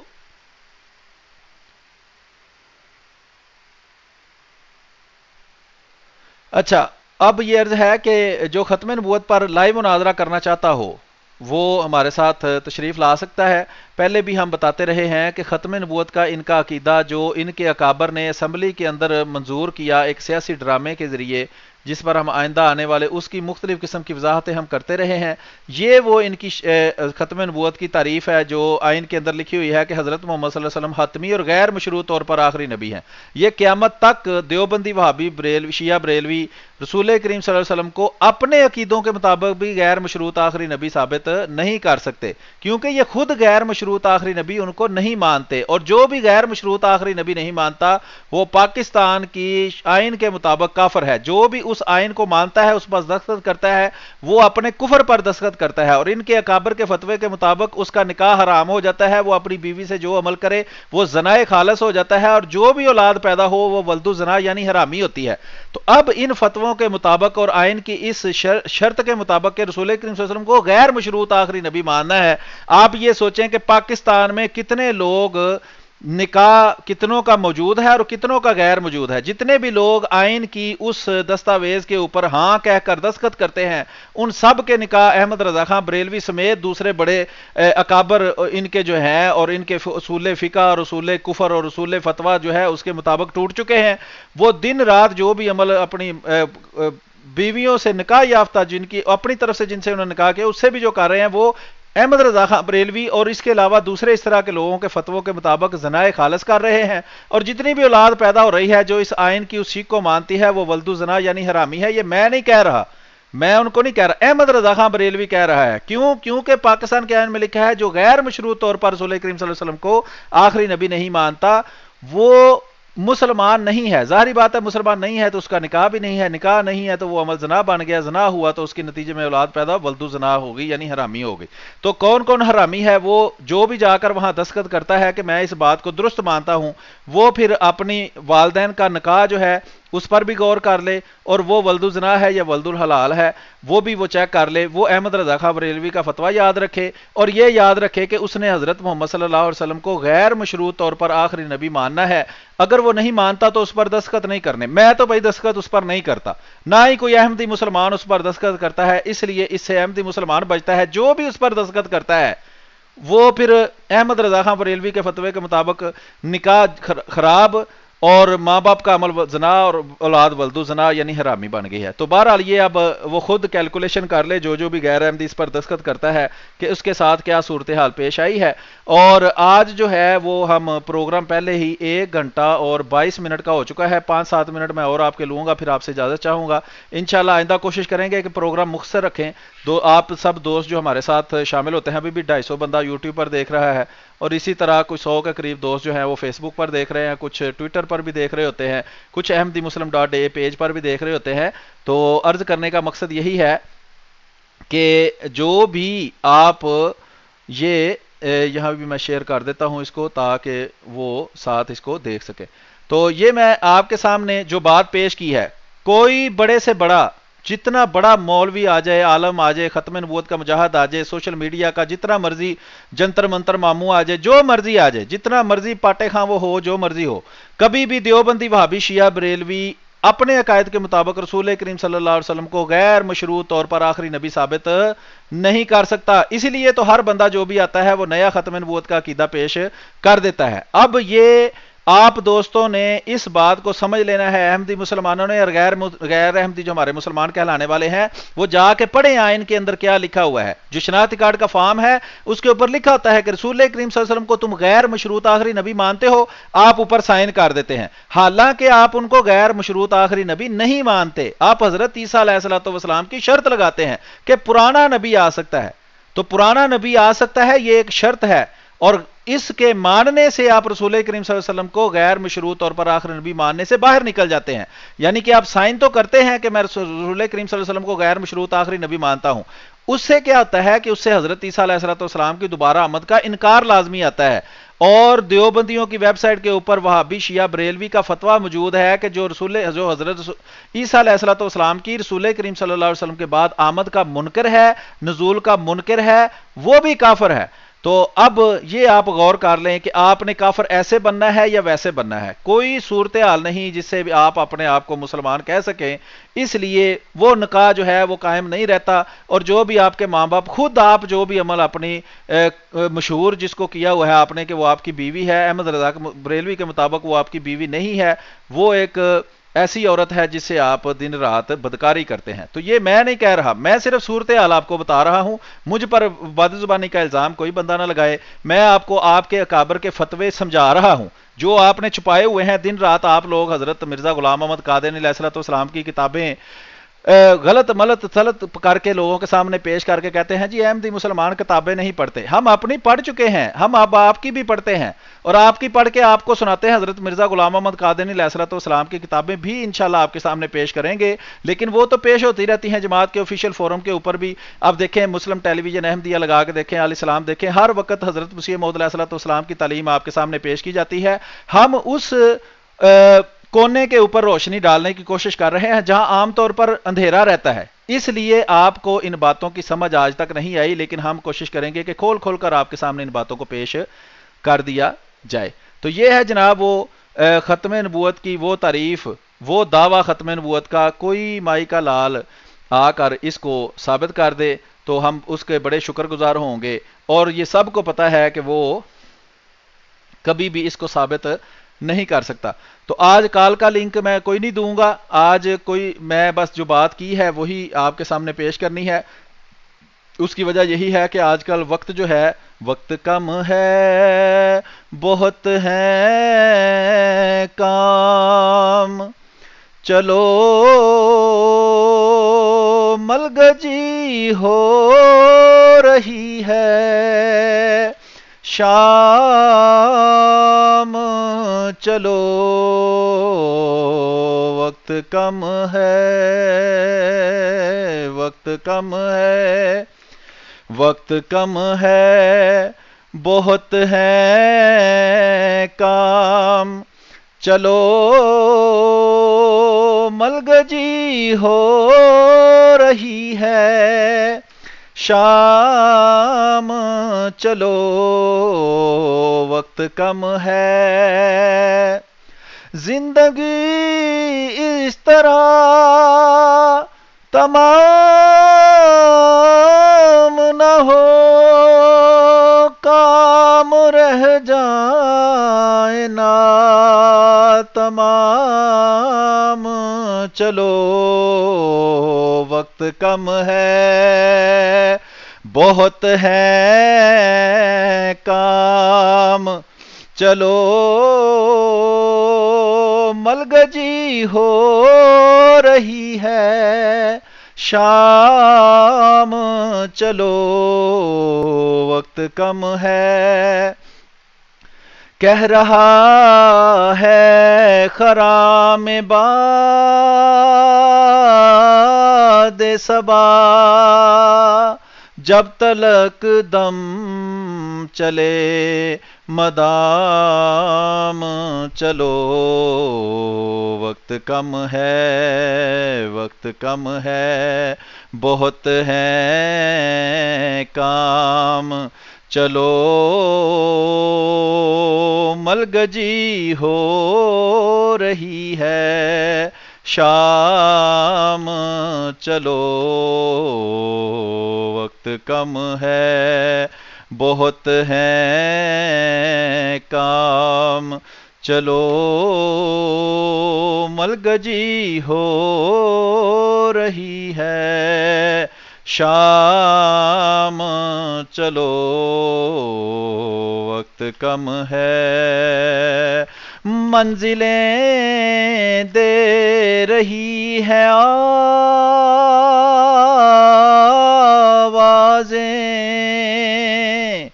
منزلیں دے رہی ہے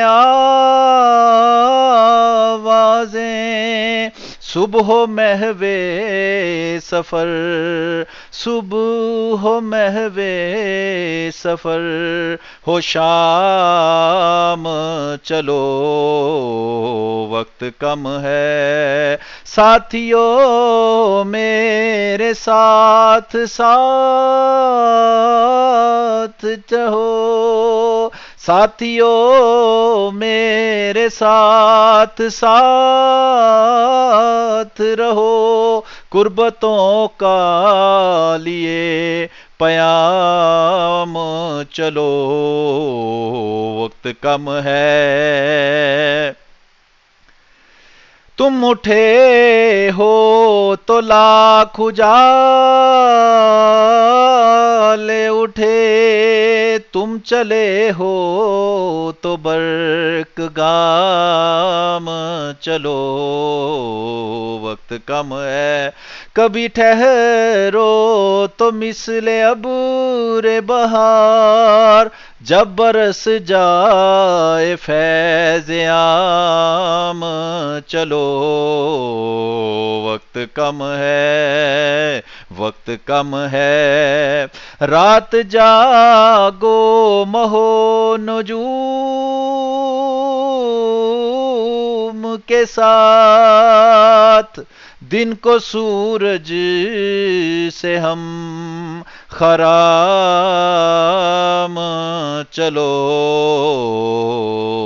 وقت کم ہے، ہو تم ہی کل کے قافلہ سالار، ہو تم ہی کل کے قافلہ سالار، آج بھی ہو تم ہی امام چلو، وقت کم ہے، تم سے وابستہ ہے جہان نو، تمہیں سونپی گئی زمام چلو، وقت کم ہے، آگے بڑھ کر قدم تو لو، دیکھو عہد نو ہے تمہارے نام چلو، وقت کم ہے، پیشوائی کرو تمہاری طرف آ رہا ہے نیا، آ رہا ہے نیا نظام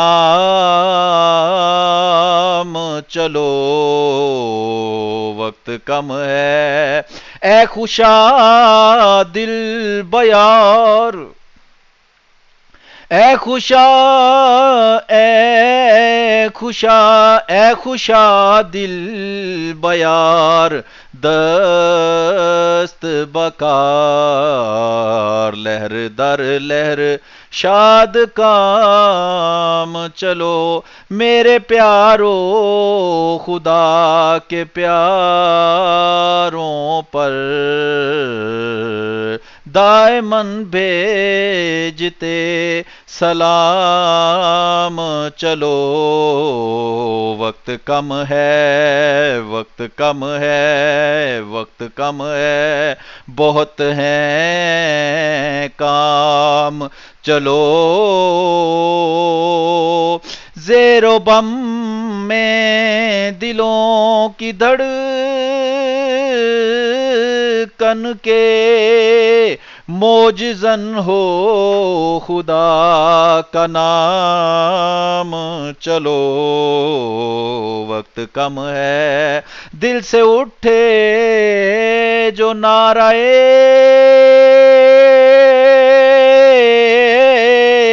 تکبیر، ہو ثریا سے ہم کلام چلو،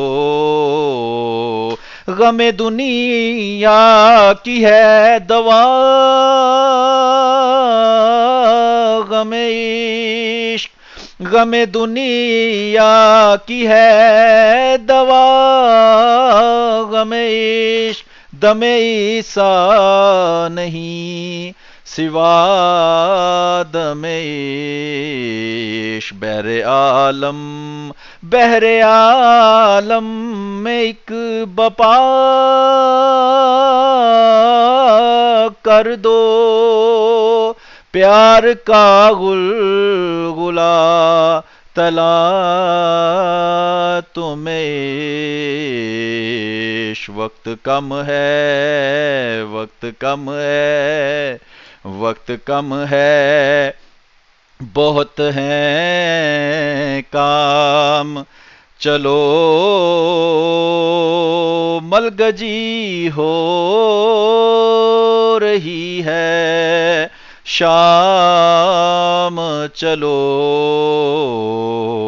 وقت کم ہے۔ تو وقت کم ہے اور کام بہت زیادہ ہے، اس لیے آپ سے گزارش ہے کہ اس ویڈیو کو زیادہ سے زیادہ شیئر کریں، حضرت مسیح موعود علیہ السلام کا کلام پڑھیں، قرآن پڑھیں، عربی سیکھیں، فارسی سیکھیں، اردو سیکھیں، اور مطالعہ کریں، اور مطالعہ کر کے لوگوں کے ساتھ شیئر کریں۔ اپنے ذاتی فائدے کے بجائے اجتماعی فائدہ دیکھیں۔ آپ کسی ملک میں رہتے ہیں، کسی معاشرے میں رہتے ہیں، کوئی بھی زبان بولتے ہیں، کوئی بھی رنگ ہے آپ کا، کوئی بھی نسل ہے آپ کی، آپ دوسروں کے لیے جینا سیکھیں، معاشرے کے لیے جینا سیکھیں، اپنے لیے بھی دنیا میں محنت کریں، لیکن کوئی بھی ایسا کام نہ کریں جس سے آپ کی ذات کو فائدہ ہو جائے اور معاشرے کو اور آپ کے ارد گرد رہنے والے لوگوں کو نقصان ہو جائے۔ بہت بہت شکریہ۔ آئندہ کے لیے پھر کسی نہ کسی کوئی نہ کوئی معلوماتی ویڈیو لے کر آپ کے سامنے حاضر ہوں گے۔ تب تک کے لیے خاکسار اپنے بھائی کو اجازت دیجیے، انشاءاللہ مزید معلوماتی ویڈیو لے کر آپ کے سامنے حاضر ہوتے رہیں گے اور آپ کے سامنے حق کو پیش کرتے رہیں گے۔ حضرت مسیح موعود مرزا غلام محمد قادیانی علیہ الصلوۃ والسلام وہی مسیح اور مہدی ہیں جس کو اللہ تعالیٰ نے دنیا کی ہدایت کے لیے بھیجا ہے، تاکہ ساری دنیا کے اوپر دین اسلام کی حقیقی تعلیم جو ہے اس کو واضح کر دیا جائے۔ قرآن کریم کے ذریعے اللہ تعالیٰ نے جو تعلیم بھیجی ہے اس کے حقیقی معنی دنیا کو سمجھا دیے جائیں، تاکہ دنیا خدا تعالیٰ کی طرف لوٹے اور دنیا انسانوں کے لیے جب تک قیامت نہیں آتی ایک رہنے کے لیے بہتر جگہ بن جائے۔ بہت بہت شکریہ جی۔ السلام علیکم ورحمۃ اللہ وبرکاتہ۔